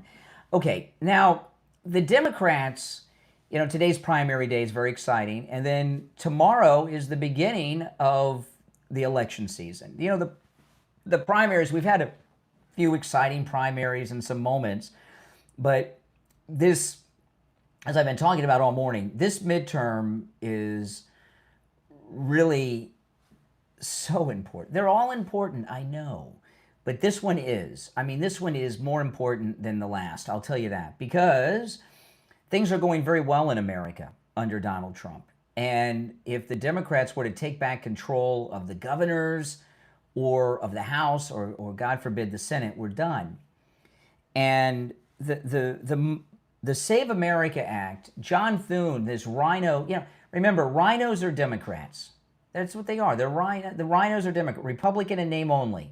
That means they're not really Republicans, they're Democrats. And John Thune has done a very good job for whoever his handlers are from stopping the passage of the Save America Act, hiding behind all this filibuster nonsense. Nobody buys that, everybody knows. Nothing can really be done about it under that system right now. However, come January, we're going to have a new Congress. We're going to have the majority in both houses. The House will pass it again, and the Republican Senate will elect a new leader. And it's not, and that new leader is not going to be Thune. And the Save America Act will be passed in January when the new Congress comes in. The president will sign it into law, and this is the most important legislation that's been signed since the civil rights legislation in the 1960s. It really is, because all of our civil rights are being violated through all of this fraud that's going on with the Democrats. They have dead people voting, fictitious people voting. They have illegals, other foreign nationals vote. You know the story. And the Save America Act will liberate all of the American people. In fact, you know, I often talk about President Trump being a civil rights leader. The MAGA movement's a civil rights movement. President Trump's a civil rights leader. And the civil rights of all American citizens are being violated by the Democrats every time there's an election without the Save America Act, for all the reasons I stated and more. And it's pretty simple and pretty reasonable. Proof of citizenship, to prove you are legally eligible to vote, and state-issued photo ID to vote. So you prove that you are who you say you are, right? No more of this registering people to vote in shopping malls and in parking lots, or just writing names down on a sheet in some room somewhere. And those of you that are Democrats, your civil rights are being violated too with this. every time a non-citizen votes, a fictitious person votes, or a dead person votes, and it's really amazing. The dead vote, the fictitious vote, and the foreign vote, why does it go Democrat? What is it about the Democrat Party that attracts the fictitious vote, the vote of the dead, and the non-citizens? What is it about the Democrats that's attracting that? Oh my goodness. But every time one of those three vote, your vote is canceled out. Think about that. That's how your civil rights are violated. And I think it's a safe assumption that about 90% of the problems that we have in this country, almost every problem is caused by the Democrats. 90% of the problems we have involving politics in this country will be resolved on day one with the Save America Act. And not only is the Save America Act the most important legislation to be passed since the civil rights legislation in the 1960s, it's the most popular legislation that I've ever seen that crosses party lines. I've been shocked that over 80% of Democrats support the passage of the Save America Act. Over 75% of blacks, over 80% of Hispanics support it. And of course, Republicans, it's almost 100%. And John Thune is the one man who stopped its passage. Who I don't know who's he's working for, but it's not for his constituents and it's not for the American people. I don't know who it is, but he's working for someone. He's not just on some ego trip, although I'm sure he's got some ego issues. But I wanted to share this with you. Okay, this is C-SPAN. They took a call. Listen to this, C-SPAN.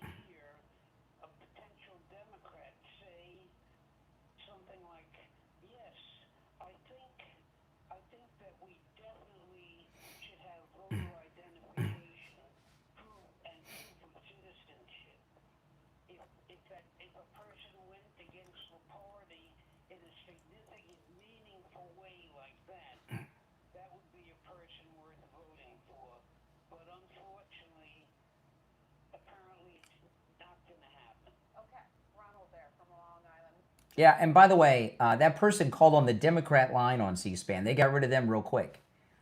The Save America Act not only is supported by the majority of Democrats. I'm not talking about these sellout hacks in Congress. I'm talking about rank and file Democrats around the country. Almost all Republicans, of course, but the majority of Democrats. That is a complete reversal. The black support for the Save America Act is well over 70%. When Obama was president, voter ID was being debated, and the polls showed that 75% of blacks were against it. Now it's reversed. And the reason that is because blacks are rightfully very angry that so many illegals have been coming into the country and with their foothold. And that's what flipped them on that. But you need ID for everything. Do you know that millions of American drug addicts need ID to get their drugs? Have you ever been in line at I've had this happen a few times. I don't go inside Walgreens very often. Usually I go through the drive-thru. But 3 or 4 times I've been in line at the pharmacy at Walgreens, and there's some drug addict up there who's trying to get their narcotics, and it's too soon, and they won't give it to them, and they freak out. They have to show ID to get their narcotics, even though it's prescribed to them. They have to show ID. You need ID for everything in this country. Can't leave your house without it. You can't drive without it. There's nothing you don't need ID for except to vote. And everybody knows why the powers that be, across party lines, the rhinos and the Democrats don't want that, because that's how they maintain control. And John Thune is really the last of the rhinos in power, President Trump has purged the Republican Party of most of the rhinos, and there are very few rhinos still in power. But John Thune, you know, if you were to write a book about him, it'd be The Last Rhino. And he's shameless. Whoever is backing him to stop the passage of the Save America Act, he's doing a great job for him, no doubt about it. But he's not even embarrassed at what he's doing. He doesn't care. He goes to the White House. He goes to events. He has press conferences. This guy has no shame whatsoever. He's completely crazed. Now, we'll take our break. Steve Kane will be joining us. And I have not even hardly touched on any of my stories today, but I've got some more things. I'm going to recap a couple things with Steve, see what Steve has on the plate, and then I also have a bunch of stories I haven't gotten to yet, okay? If you're on hold, hang in there. We'll take a quick break. Our number is 888-465-2631, 888-465-2631. I want to talk about Dr. Gupta over at Brighton Dental. And, you know, one of the things about Dr. Gupta, I'm going to tell you, not only is he an old-fashioned family dentist, who's a highly skilled dentist, okay? When you go and see Dr. Gupta at Brighton Dental, you're going to feel like he's a family dentist from your family, because he's been a listener of the Steve Kane Show for many, many years, even before I was a part of the show, which tells you how far he goes back. So you're going to have a lot in common and bond with him immediately when you meet with Dr. Gupta. He's going to be literally a member of your family because he's listened to the Steve Kane Show for so long. But, you know, when we talk about Dr. Gupta, you know, we talk about a lot of things, but one of the things, you hear a lot of ads for dentists talking about painless dentistry and sedation dentistry. And, you know, and people think that the pain from dental work is the number one thing that scares people away from dentistry. I don't think that's true, because there's medications for that, right? You take medications for it, you know what dental work's all about. I think the pain of the price is more painful than that. And I think the fear of the cost, the pain to the wallet, the pain to the bank account is the real pain that people fear when it comes to maintaining their teeth. Well, with Dr. Gupta, that's not an issue, because not only is he an old-fashioned family dentist, he has old-fashioned family-friendly prices as well. Give him a call. His number is 954-922-4633. 954-922-4633. That's 954-922-4633 for Dr. Gupta at Brighton Dental. Okay, we'll take our first break at the 8 o'clock hour and be right back.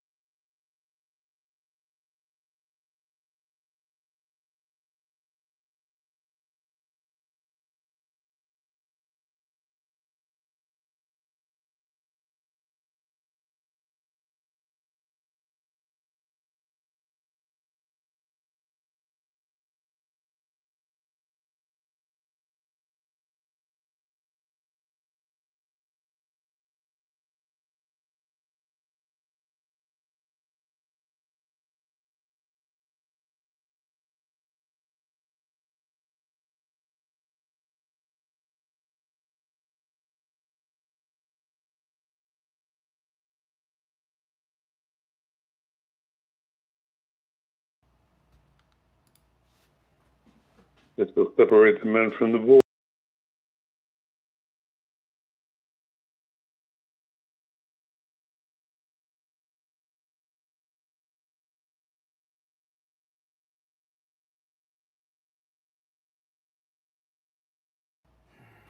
All right, 1 minute.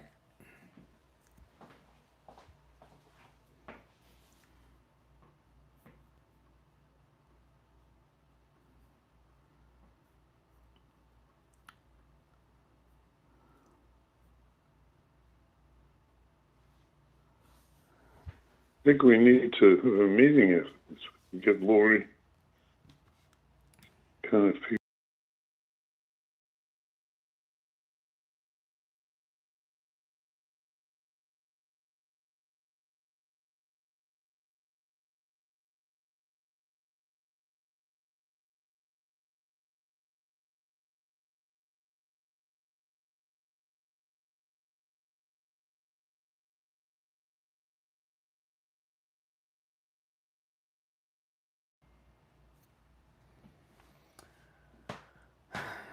All right, we're back. I'm Brian. Steve Kane is joining us. So it's a big day today, Steve. Yes, it is a big day. I'm all excited. You know, there's a couple things here local, okay? One is Byron Donalds, who's projected to win the primary today. Let's hope he does, endorsed by President Trump. You know, Byron Donalds is going to be the first black elected governor of Florida. He's going to be the first governor of Florida who's black. And Star, there's no question of that. That's a good thing. But the other race I'm really looking, I really am keeping my finger. I know this is unlikely, but I would really like to see Debbie Wasserman Schultz go down in a humiliating defeat tonight in her primary. But I think she's probably favored to win, as crazy as it is, in this black district she's running in. So it's just, you know, the thing, I was talking about this earlier, so I'll run this by you. We did redistricting in Florida. So Debbie Wasserman Schultz's district that she's run in for years no longer exists. So she's running in this black district in Pompano, right? The problem is there's about half a dozen people running in the race. And they're all black except her. So, and the ones that are running, most of them are pretty well known in the black community. One of them... Yeah, one of them is a rock singer or something. Well, no, rap singer. Two Live Crew. Luke Campbell from Two Live Crew. Yeah, that's the one. Yeah, and, you know, so he's a superstar. Alcee Hastings, there's a relative of Alcee Hastings that's running. I cannot remember how they're related, but a relative of Alcee Hastings.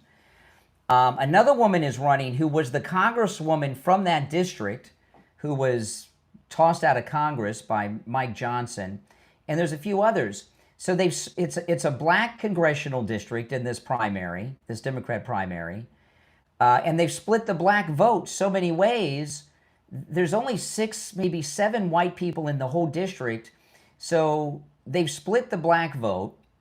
So Debbie is all that's left. So she might pull through on the primary. And if whoever wins the primary will win the general election because it's a safe Democrat seat. I don't even know if there'll be a Republican opponent in that seat. And if there is, it's just somebody that's got a lot of time to waste and lose, that doesn't mind losing. But I would love to see her lose tonight because if she were to lose, she'd be out of government forever, Debbie Wasserman Schultz, and that would be a good thing because you know she's just it's time for Debbie Wasserman Schultz to retire. Well, who's the candidate that represents the Arabs?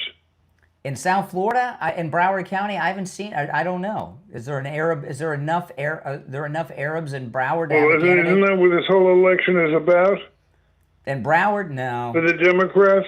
Well, it depends on where you are. No, there aren't any high-profile Muslim candidates that I know of that are high-profile. I'm sure there's some somewhere, but none that I'm aware of. Other than Luke, what's his name? Well, no, he's not Muslim. He's black. Luke Campbell. Oh, you mean black Muslims? I wouldn't be surprised if there's a black Muslim like a Nation of Islam Muslim. There might be one, you know, in that neighborhood. But I was talking earlier. I've been seeing all of these photographs of Debbie Wasserman Schultz in the district meeting with constituents, and I think Debbie Wasserman Schultz has been in parts of Broward County that she didn't even know existed. I don't think she's been on these streets in Pompano in her entire life. Okay, Powerline Road through Pompano is not her normal path. It's just not. But if she were to lose tonight, that would be a big victory. I'd be very happy. But the big one, of course, is we want Byron Donalds not just to win; he's projected to win, but win the primary by a lot. And if he does, hopefully DeSantis will come out and endorse him. Byron has indicated that that's already been talked about, so I hope. But Byron Donalds is a superstar, and he'll help us around the country. He's very, very good, and this primary with Byron has been one of the nastiest Republican primaries I think I've ever seen in the state of Florida. There's been nasty elections, but I've never seen a Republican primary get as nasty as this. And the candidates that are running against him, in particular Fishback, it'll be nice to see them retired out of the public limelight. But starting tomorrow is the beginning of election season, and the next few months of this program are going to be so important. I mean, they're just between now and election day, there are so many key elections going on around this country that are very important. One of the most important outside of Florida, because it depends on who wins the Democrat primary in Florida, right? If Colonel Vindman wins the Democrat primary and is the Senate candidate, that's going to be a race we got to really fight hard for. If Vindman loses, we're going to win the Senate seat without any worries. But if Vindman wins, the National Democrat Party is going to be here in Florida trying to put him in the seat. Colonel Vindman's brother's in the House of Representatives. So, and they're trying to place him in the Senate. So if he wins that primary tonight, that's going to be a big one we're going to cover. But around the country, the biggest races, I think probably the biggest race involving Congress is that Michigan race with Abdul versus Mike Rogers. That's probably the most important, because if Abdul beats Mike Rogers, that's going to be a big inflection point in this country. If this Abdul, who hangs around with Hassan Piker, gets elected to the Senate, that would be the beginning of the end. Who's the favorite in that race? Right now, it's the Republican. Mike Rogers is ahead by about 5 points in the latest 5-6 points in the polls I've seen. But in every poll since Abdul won the Democrat primary, Rogers has been in the lead in every poll I've seen. So the trend is on his side. So that's good. But if Abdul wins that Senate seat, that's a big problem in this country. Big problem. Big problem. The Democrats plan on running him for president. So if he loses, he'll be out. We'll never hear from him again, probably. After, they may have him on some talk shows a little bit here and there, but he won't have standing. But they've got if Abdul wins that Senate seat, they will run him for president in not the next presidential election, but the one after that. He will run. Mm. And the Democrats, they placed people in key areas around the country. So there's Muslim pockets all over the country. Look at what they're doing in Texas. In Texas, not only are they building this huge Muslim community, there's a new Supreme Court case to take the Ten Commandments out of the classrooms again in Texas. What is the status of that Texas race? Didn't they stop that community? No. We're going to win the Texas. No, they stopped the mosque, but now they're building a housing development, which is basically a city. They're building a Muslim city now. The mosque is over, but the city is happening. Yeah. That's their plan to turn Texas blue. They're going to they're Islamifying Texas. And I think a lot of Muslims would rather relocate to Texas than Michigan, where it's below zero for half the year, right? So this midterm election, it has some of the hottest, most important races out there that I think we've ever seen. And because it's not that there's dozens of high-profile ones. There's a handful, but they're key races. Mike Rogers versus Abdul in Michigan. That's right. That's the number one. Here in Florida, Byron Donalds winning. If Vindman becomes the Democrat Senate candidate for, if he wins the primary tonight and is the Senate candidate for the Democrats, Colonel Vindman versus Ashley Moody, that's a high-profile race. If Vindman loses, we've got it locked up. If Vindman wins, it's a whole nother ballgame. So there's this is a big day today. It really is a big day. And tomorrow, I hope we get these things settled tomorrow. And some of these I don't like these things where we got to wait weeks to find out who won elections. I want to get going. It's frustrating. Exactly. I want to get going tomorrow so we can, start winning. All right, listen, we're going to take our break for the bottom of the hour. Steve Kane is here. I'm Brian Craig. You're listening to Florida's longest-running radio show, The Steve Kane Show, on the radio since 1977.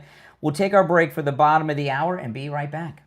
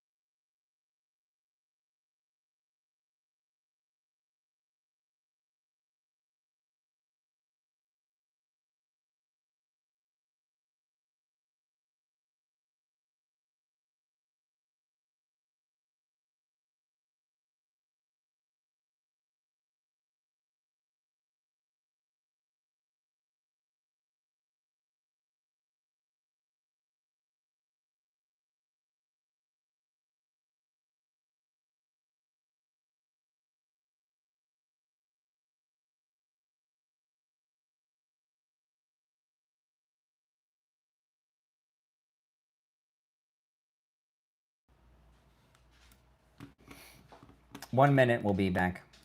Are you there, Steve? Yes, I am. All right.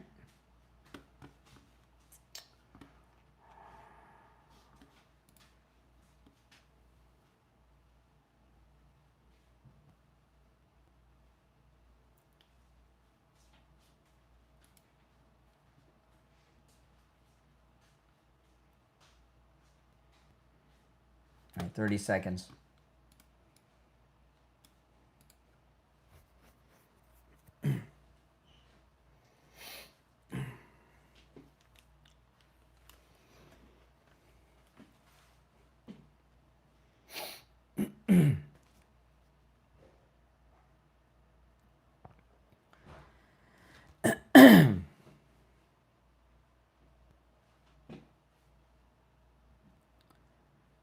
All right, we're back. It's the Steve Kane Show. Steve's here. I'm Brian. Well, I think I just saw this article, Steve, during the break. I'll share it with you. And there may be some good news tonight. MSNBC is now MS Now, and they're hardcore Democrats, right?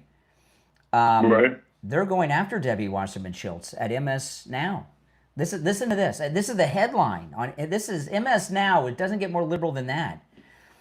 A slap in the face. Black Democrats blast Wasserman Schultz campaign. Debbie Wasserman Schultz is the only white candidate running in a redrawn South Florida district that has long been represented by black lawmakers. I love it. Congresswoman Federica Wilson. Isn't she the one that wears all the hats like she's going to church every day? I do believe so. Yeah. She says, that seat, Black history built.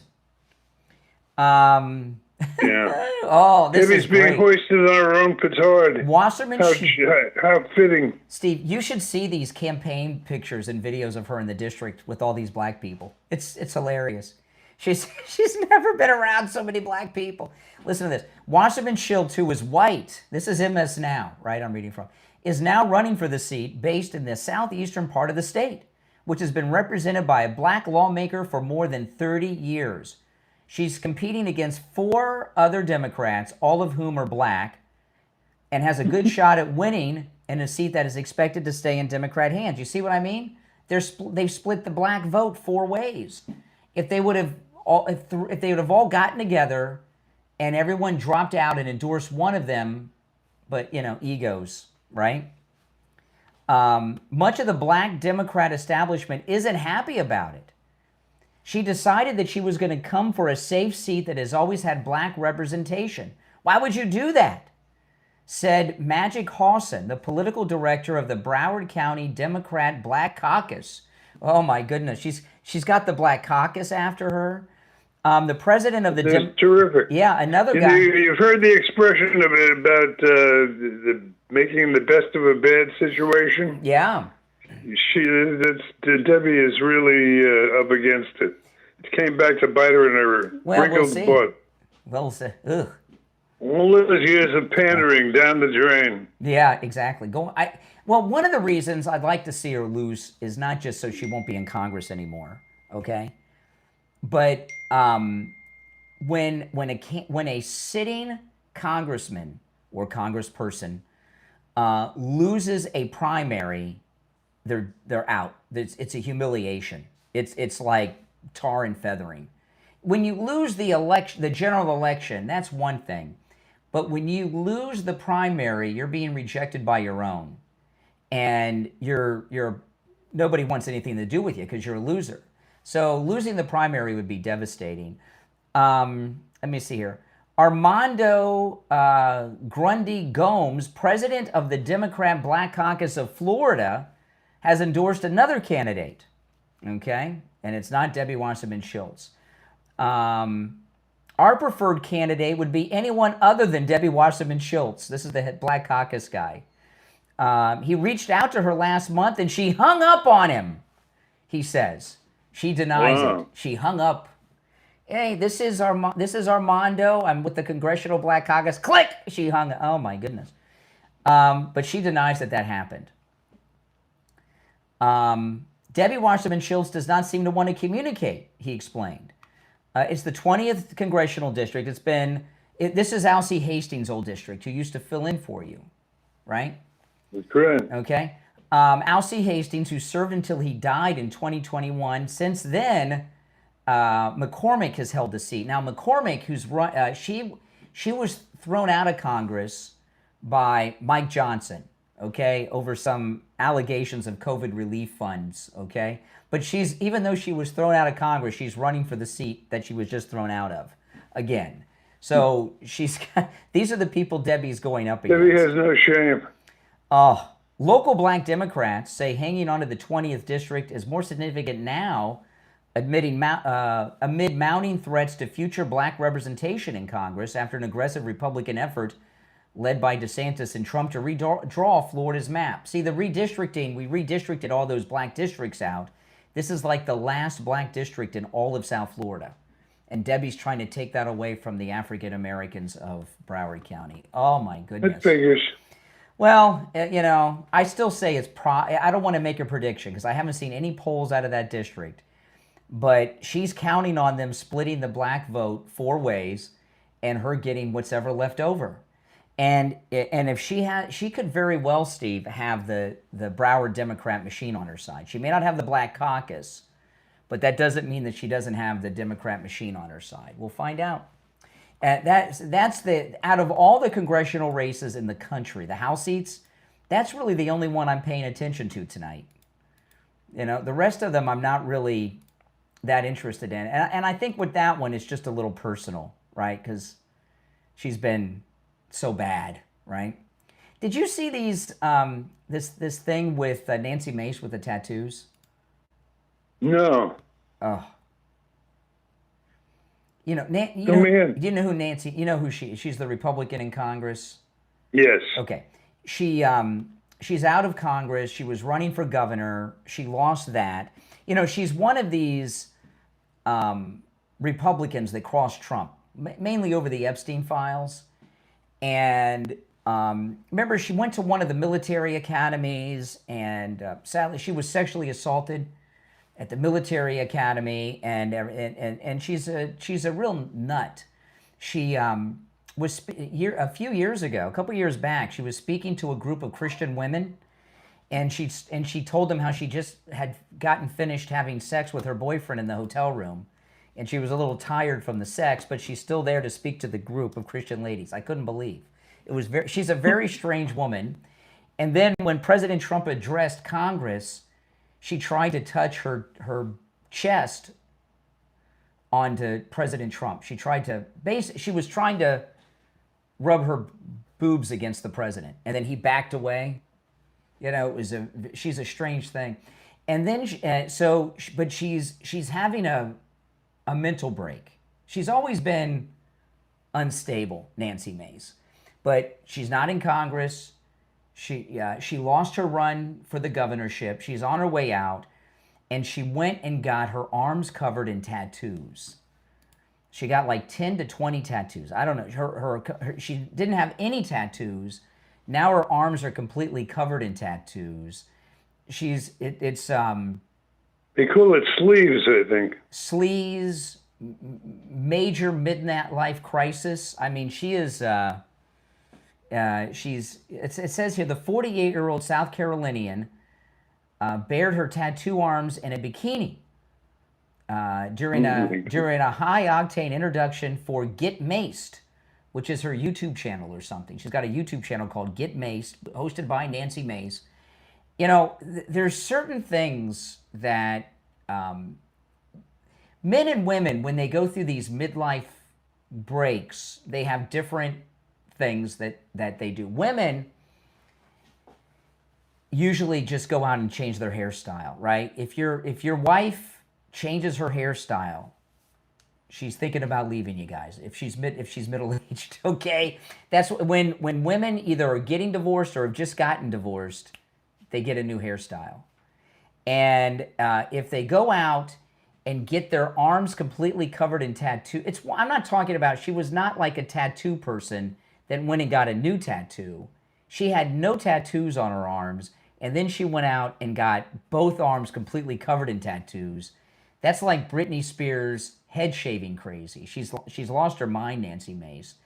And I tell you, we got very lucky that she's no longer in our MAGA movement. She can go hang out with Marjorie Taylor Greene, because Marjorie Taylor Greene and Nancy Mace both are unglued. And the reason she's gone, Nancy Mace, is the same reason that Marjorie Taylor Greene is gone.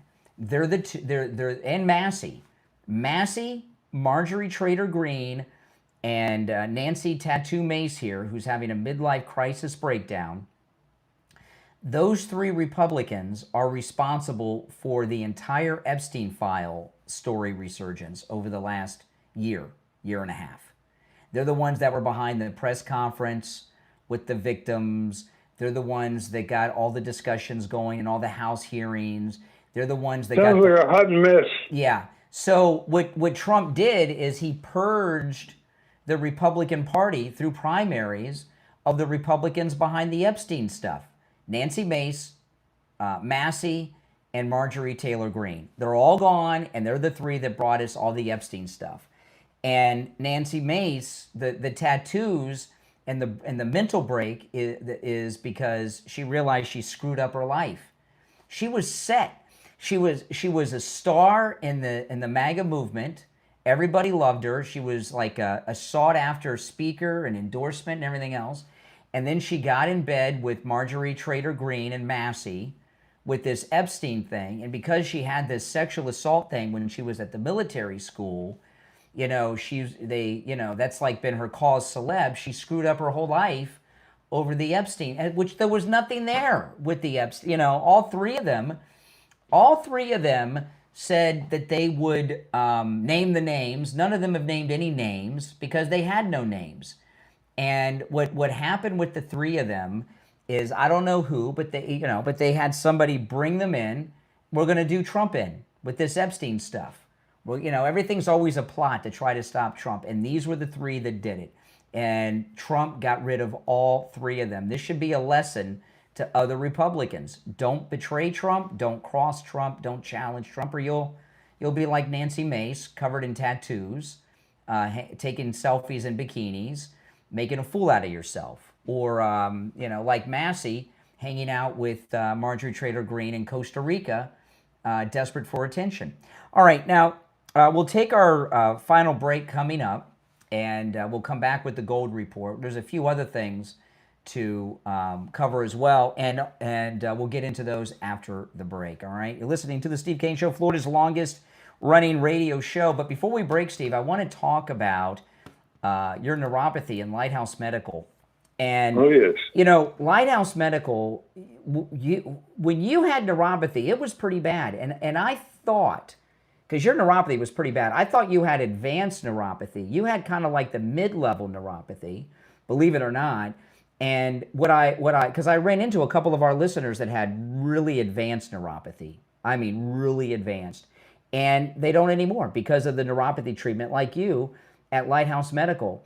And neuropathy only gets worse. I mean, if it's left untreated, I don't know where the end is. Because it just continues to progress and the symptoms become stronger and stronger and stronger.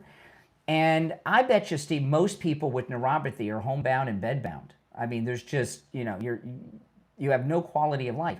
Well, with Lighthouse Medical Center and their neuropathy treatment, they can treat you and rid you of your neuropathy no matter what stage. Now, if you're in the very earliest stages or in the middle stages, you want to get in there before it gets worse. But if you have advanced neuropathy where you cannot get out of bed, or you have a spouse or a parent or a loved one, another relative that have it, they can get their life back. Go to Lighthouse Medical. Their treatment works on no matter how advanced your neuropathy is. I've seen it work not just in Steve Kane, but many of our listeners. And they just rave and rave about how some of our cruisers, Steve, had pretty bad neuropathy. Yes. And they've told me, I would not be able to be here if it were not for Lighthouse Medical. And they're going with us on our excursions. Some of them are going snorkeling with us and doing all this stuff. And these are people that were bedbound before they went to Lighthouse Medical. Listen, guys, call Lighthouse Medical. When you call, make sure you tell them you heard about them on the Steve Kane Show so that you can take advantage of the no-charge consultation. 754-222-6642. 754-222-6642. That's 754-222-6642. And online, lighthousemedicalcenter.com. We'll take a break, come back with the Gold Report after this.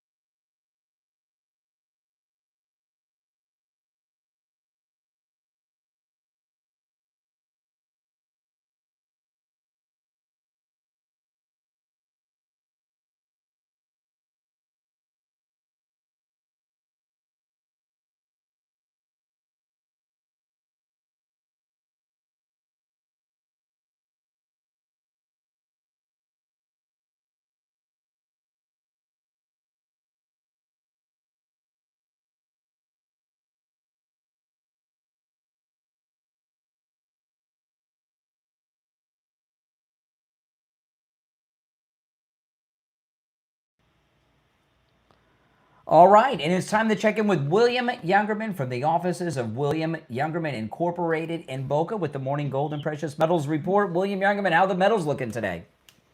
Metals giving us a little bit of a buying opportunity with a nice rally yesterday, so a little bit of some profit taking today, pushing the markets a little lower. But yesterday we saw gold trade in a range of $4,366 on the low, all the way up to $4,430, and close out the day up $40.30 at $4,415.90 the ounce. Silver gained $1.08 yesterday, closing above $65.66 the ounce. So platinum was up $25, closing out at $17.70, and palladium gained $10 at $1,308. As I said, we're a little bit lower this morning. Gold trading overnight in a range of $43.85 on the low, all the way up to $4,437 on the high. And right now we're at $43.91.20. That's down $24.70. Silver at $65, down 64 cents. Platinum down $20 at $1,750. And palladium down $8 at $1,300. So still gold nicely holding around that $4,400 number. Yeah, yeah, things are going. It's a good day to buy. What are some of the good deals that you would recommend on gold today? Pretty much all of the standard bullion items are right on normal premiums to a little bit lower than normal, and so the buying opportunity is there. You can pick and choose any of your favorite items and get great values today. You hear that, guys? Listen, William Youngman opens up at 10 a.m. Stop in. His address, 150 East Palmetto Park Road in Boca, on the first floor of the Bank of America building, immediately east of US 1 Federal Highway on the south side of Palmetto Park Road. And when you go in the building, William Youngman is in the lobby directly across from the bank. Or you can give him a call, toll-free, 800-327-5010. 800-327-5010. And find both his address and phone number on his website, williamyoungerman.com. All right, William Youngman, we'll talk tomorrow. Okay, I was going to mention one special we have for Steve Kane listeners, and that's the old pre-33 gold. Yes. The old double eagles, the $20 gold pieces made from 1850 to 1933. We have those on sale to Steve Kane listeners for just their gold value. No premium over gold. And that's on a limited supply. So that's special for Steve Kane listeners. Yes, guys, and pre-33 gold is it's really you're getting gold for the price of gold, no premium. It's some of the most sought after gold because they don't make those coins anymore because they haven't been making them since before 1933. All right, William Youngman, that's a great deal. Thanks so much. We'll talk tomorrow. You're welcome. All right, take care. Yeah, that pre-33 gold, Steve, is pretty cool. I was just looking at Fox, and I was going over some of the different races, and in Fox, they got a big story on Wasserman Schultz. So it's like it's a front leading story on Debbie Wasserman Schultz at Fox News. Wasserman Schultz, an 11-term, this is Fox.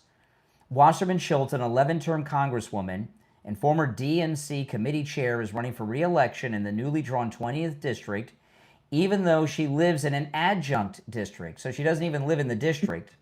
She's faced criticism from black leaders for being the only white candidate running for a majority-minority seat that's been represented by black lawmakers for 3 decades. See, this is the thing, and with Democrats, in particular the black Democrats that are running. And And hopefully we'll have a black Republican running. I don't know. We'll find out. If there's a black Republican who's running against Debbie, they can use this idea. But these black Democrats, like Luke Campbell and all the rest, all they did was sit around during this whole primary and complain about how they're being victimized, because that's how liberals think. What I would have done, if I was advising Luke Campbell or one of these black candidates running against her, I would have done a series of videos, and the local news would have been very happy to go along with this, but you could have done some campaign commercials. Go to where Debbie Wasserman Schultz really lives, okay, and show how white it is. You know what I mean? And then compare it to the district that she's running in. And you could do a whole compare and contrast about how she has nothing in common with anybody in this district, and about how she's never even been in the district in her whole life, even though she's lived here her whole life. She's never been in these neighborhoods before. But they sat around and complained that they were victims and they were being victimized by the man and the white man and all this stuff.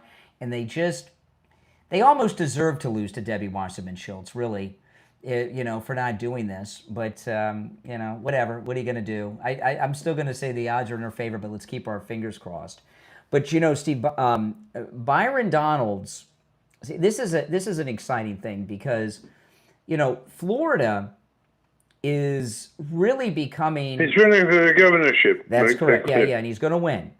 You know, Byron Donalds is going to be running for vice president one day with Marco or you know, it'll be a couple of election cycles away, but he's going to be running for. He's going to be the running mate of He's a great Marco or candidate. something. Yeah, and he's the Democrats' worst nightmare because he's black MAGA. And to have the first black governor of the state of Florida be a black Republican is pretty big accomplishment. And he's not one of these guys that came from some rich connected family and was groomed No, that's for their sure. whole life and everything else. And I know that he does not have a perfect life in his youth, but you know, most of these people that run are groomed their entire lives to run for Congress. So either they have a squeaky clean background, or their background's been cleaned up and you don't know about them. So you know you don't. And somebody who's normal, things come up. You know, like with President Trump with that Access Hollywood tape. You know, these candidates, when they're groomed to hold elected office their entire lives, they go through their whole life thinking that way. When regular people that aren't born into political dynasties are running for office, you find things sometimes that you might not see with a normal candidate. So I know his background isn't like a normal guy running for governor, but so what? I think that's a good thing because he's more relatable. And when he will become, I'm trying to think, out of black Republicans that have been elected, I'm talking about elected office, will he be the highest ranking black Republican that's won an election in the country? I'm trying to think, who have we had that's been a black Republican that's been elected to an office equal to or greater than governor? Because I would say governor is equivalent to senator. I think he'd be the highest ranking black office holder in the country, or at least highest profile, because Florida is a major state and it's pretty important. Now, I want to talk a little bit about life imaging. August is National Wellness Month, okay, guys? And that's great because not only do you want to go in for your heart scan, you want to make August the month that you go in for your heart scan at Life Imaging every year, because you really need to have this done every single year. You know, heart problems develop. And you want to find out before they get worse. You want to find out before you have that widowmaker heart attack. And at Life Imaging, when you go in for that scan, which takes just a few minutes, there's no excuse. You know, the machine is open, so you're not inside anything. You don't have to take your clothes off and put on a hospital gown. I wore my shirt and jeans.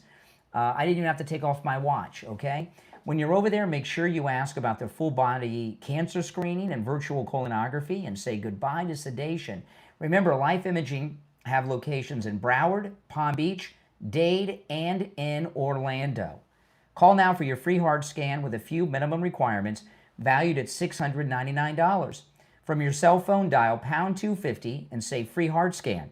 That's pound 250 and say free heart scan. You will be connected in seconds. Pound 250, say free heart scan. You'll be connected in seconds. All right, yeah, so the Byron Donalds race is, see, one of the reasons it's so important, there's a number of reasons why it's so important, okay? One, for the very first time in history, Republican early vote turnout has surpassed Democrat turnout by tens of thousands. That's never happened before. We've always been behind the Democrats. This is the first time our early vote has been greater than the Democrats in the state of Florida. So not only have we flipped the seat, we've got momentum. And what's going to happen with Byron Donalds is he's going to be one of the most high-profile Republicans in the country. He's going to become really a national celebrity. When there's issues that are out there that are national news, the mainstream media are going to go to Byron Donalds to get his opinion because he's the Republican governor of Florida. You see DeSantis on TV all the time. It's going to be Byron Donalds, and that's going to elevate him even more. And Democrats are in a complete panic. The MAGA movement, President Trump has already taken such a dent out of the black vote for the Democrats that they can't recover from it. And Byron Donalds, it's just going to be a nail in their coffin. And the thing about it is, the president's from Florida. Florida is about to become the most populous state in the nation, right? After the next census, we may be number one. There's been so much migration and movement to Florida, and we're going to so Florida is so important. It's the center of everything, not California, not New York, Florida. And having it, so if you have not voted, and you got to vote today in Florida's primary, we're beating the Democrats in turnout by tens of thousands already. We need to swamp them at the polls, because if we have a mass Republican turnout, which I predict we will, a record-breaking turnout in a midterm, we've already had it in the early voting, that's going to discourage the Democrats so much. It really is. Because Florida used to be a part of their blue wall, and it isn't anymore. And if we overwhelm them, as we've been doing in the early voting with our primary day voting turnout, it's going to be a dagger in their heart. They're going to lose momentum going into November, which is what we want to do. So do not miss tomorrow's show, because we're going to be covering all the primaries, and there's going to be a lot of big ones to talk about, and breaking down and which ones are important, which ones are not. And we're going to start getting what's going to happen now is we're going to start getting the real fight, because this is basically it. As far as I'm concerned, I don't know what primaries are left, if any. The Florida primary, that's when the race begins. Well, listen, everyone, it's been a fun day today, although I don't want to get into the details, but I have been broadcasting with much frustration today, to say the least. Let's say that. Oh my goodness! It's not that there's worse things that could happen, but it's just when it happens during the show is when it gets frustrating. That's all. It's just frustrating. Because when we're on the air, we can't do anything about anything. We're in front of the mic until 9, and then we can go and take care of business. So this has been a very frustrating 3 hours, I must say. But tomorrow will be a new day, and all will be forgotten, and everything will be perfection tomorrow, I'm sure. Oh man, keeping my fingers crossed for today. This is when I went to vote and they checked my ID, they checked my signature, to make sure the signature matched. And that's fine. That's fine. And they said they were going to check, and I said, man, I signed that driver's license so many years ago, and they said the B matches. So let's just hope there are no major screw-ups today. The screw-ups mean we've won. The screw-ups mean the Democrats are seeing what they can do. All right, guys, that's it for today. We'll see you tomorrow morning at 6 a.m. You're listening to Florida's longest-running radio show, The Steve Kane Show, on the radio since 1977. My name is Brian Craig. Steve Kane, of course, has been here. God bless America, and God bless Donald Trump. See you tomorrow. All right. So anyway, guys, I'm going to sign off and try to take care of these problems. But thanks, everyone, for tuning in. Before you go, please do me the favor of liking the video. If you've not already done it, please like the video. When you like the video, you get the video recommended to people that have not yet found the channel, okay? So please like the video, all right? My name's Brian. This is where MAGA comes to talk. I'll see you this afternoon.